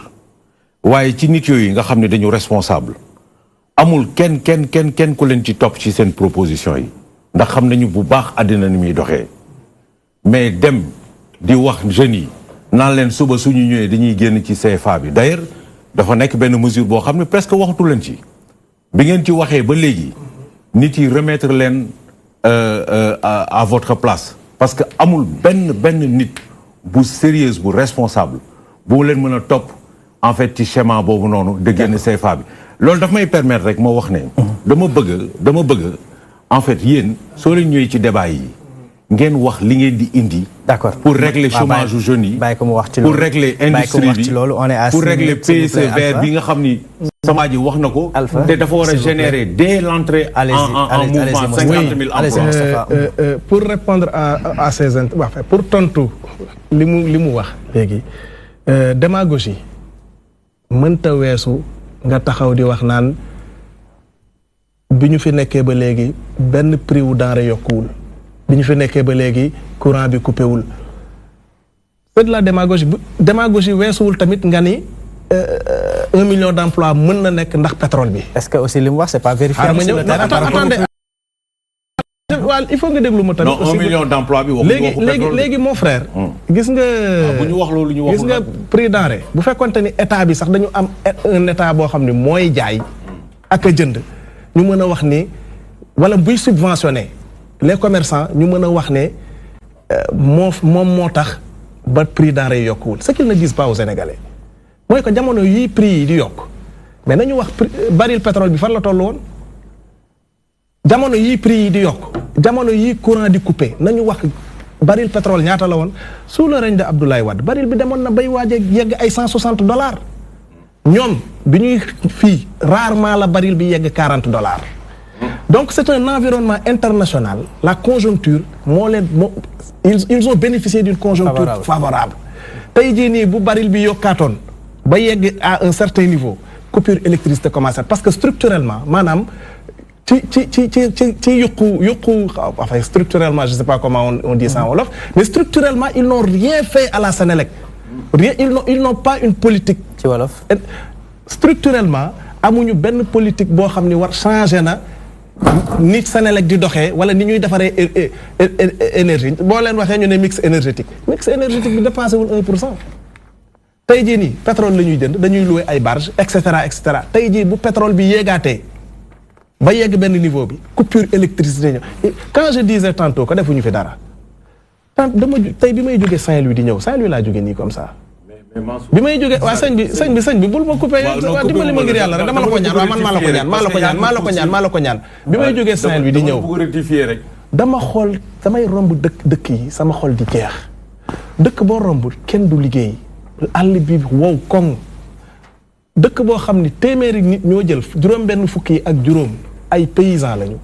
te ñaari weer dong la ñuy liggéey dëkk boobu mënta dem kanam c'est pas possible parce que liggéey moom moo yore mooy jëmale kanam réew ñun li nga xam ne moom la ñu bëgg a def agriculture bi le fer de lance de notre développement fexe ba le paysan sénégalais baykatu Sénégal di liggéey lu ëpp fuuf li muy liggéey nii bu ñu produire 1 million de tonnes maa ngi leen di dégg ñuy wax ay 1 million de tonnes bu ñu produire 1 million de tonnes d'arachide mais di tëgg sabar yeeg nang alors que Sénégal am na possibilité produire lu ëpp juróomi tonnes arachide te il ne suffit pas seulement produire pour produire parce que fi mu nekk nii dañuy produire ba pare du ñu xam sax nan la ñuy def gerte gi parce que paysan yaa ngi bëgg a dee fi mu nekk nii jaayuñu seen gerte ñun li ñu bëgg mooy te loolu mooy indi justement emploi fexe ba transformer suñu ay production fexe ba transformer lépp lu ñuy produire fii au Sénégal du ñu ñëw di saraxu Turquie yi ak chinois yi pour ñu ñëw di jënd suñu gerte dañ koy transformer suñu fruits yi nga xam ne ñoom ñooy yàqu Casamance wala fii ci Sangalkam gi rek boo fi demee wala booy romb poste Thiaroye yi gis fruits yi ni ñuy yàqu on transforme il n'est pas normal c'est une catastrophe que Sénégal di dem di importer ay jus yu jógee Dubaï nga xam ni c'est un pays désertique ay jus yu jógee Dubaï jógee ay Arabie Saoudite alors que nous avons la possibilité d'industrialiser notre pays par la transformation de notre production agricole. Maintenant pour le pétrole. S'il vous plaît. Pétrole bi fa laay daanelee rek. On est à 4 minutes donc fa laay daanelee gis nga bu ñu deful ndànk litre ci pétrole bi duñ ko gis. lu tax litre les contrats sont mauvais d'ailleurs c'est la raison pour laquelle nous allons renégocier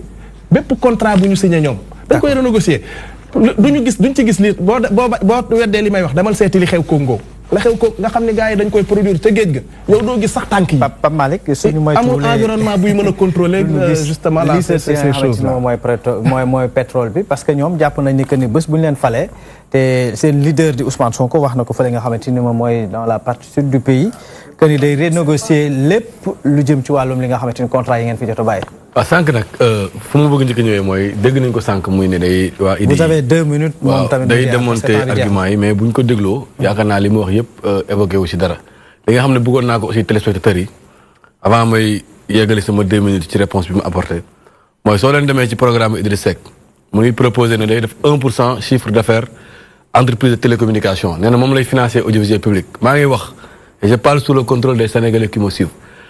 cette taxe là existe depuis juin 2018 taxe 1% mu ngi tudd prélèvement spécial sur les entreprises de télécommunication PST mu ngi ci loi de finances rectificative bi ñu ngi koy recouvrer bu yàgg Idriss Seck il est en déphasage waxoon naa ko sànq dama koy waxaat. léegi nag par rapport ak Sarré lu mu wax Sarré moi je pense que il faut pas être nihiliste boobu ba léegi il y a eu des fluctuations sur les cours du pétrole dans le passé pétrole yokku na fi yokkaat fi mais li baisse par rapport ak li nga xam ne moom la Abdoulaye doon def mooy il y a eu une stabilisation quand même des prix à la pompe chaque jour nga dégg ñu ne prix et pompe de il est question ñu yokk ko président ne déet mesure sociale bu leen ko yokk donc loolu amul yaa ngi dégg beneen bi mooy sur la question de l'énergie Sarré ñun bu président Macky Sall di jël réew mi 500 mégawatts la ñu amoon comme capacité de production aujourd'hui on est à 1141 mégawatts doublé nañ ko bu yàgg ba waaw non xam nga nag waaw mais il faut nga bàyyi ma waaw mais Sarré nag ah Sarré il faut nga bàyyi ma wax il faut nga maa lay déglu bàyyi ma wax il faut que structurellement tu nous dises vas-y loolu vas-y résolution structurelle weesuwul yokk capacité de production bu njëkk ba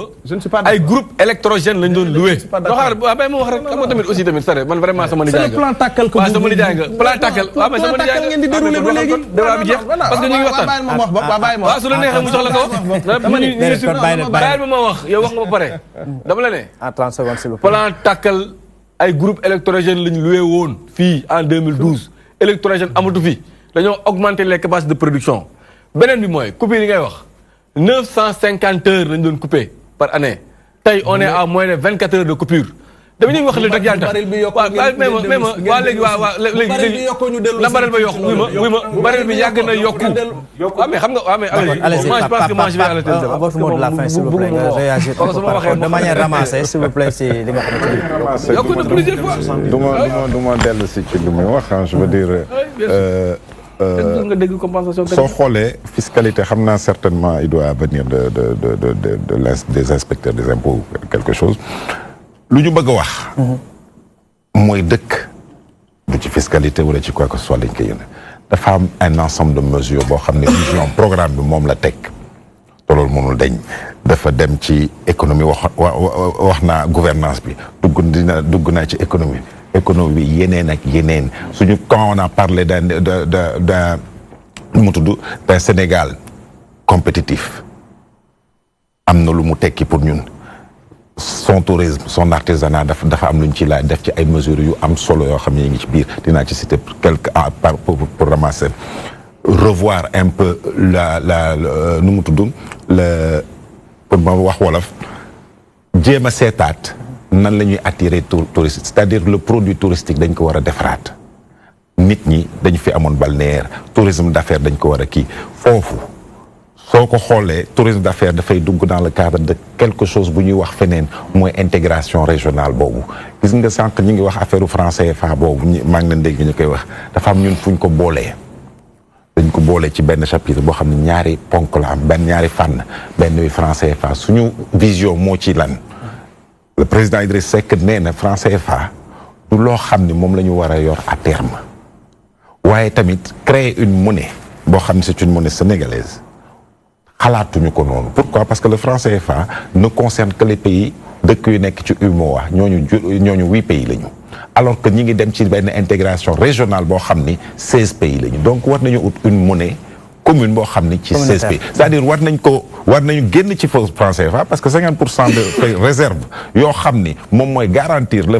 franc CFA mi ngi France war nañu ut suñu benn kii boo xam ne fii lay nekk pour intégrer la CEDEAO qui concerne beaucoup plus yoo xam ne beaucoup plus de pays ngi foofu noonu loolu la ñu kii APE yooyu ñuy wax dañ koy renégocier waat parce que daf ci am ay ponk yoo xam ni ñun gis nañ ni baaxuñu yooyu ñi ngi ci programme bi jeunes yi éducation amul luñ ci waxul mais am na benn point boo xam ne kooku il fallait que du ma génn fii comme 2 minutes la ñu am te duñ ko wax dañoo am benn programme boo xam ne chaque commune 1 milliard bu nekk gis nga loolu soo ko calculer dafa am lu muy suqali parce que loolu c'est dans le cadre minimum 1 milliard au moins ku ne war na am commune bu ci nekk war nga gis loolu c'est dans le cadre de la décentralisation parce que moom acte 3 lay jógee dina def acte 4 de la décentralisation mi ngi ci programme bi jox ku nekk mais du dem ci région bu ne mu proposer lan la woon 250 milliards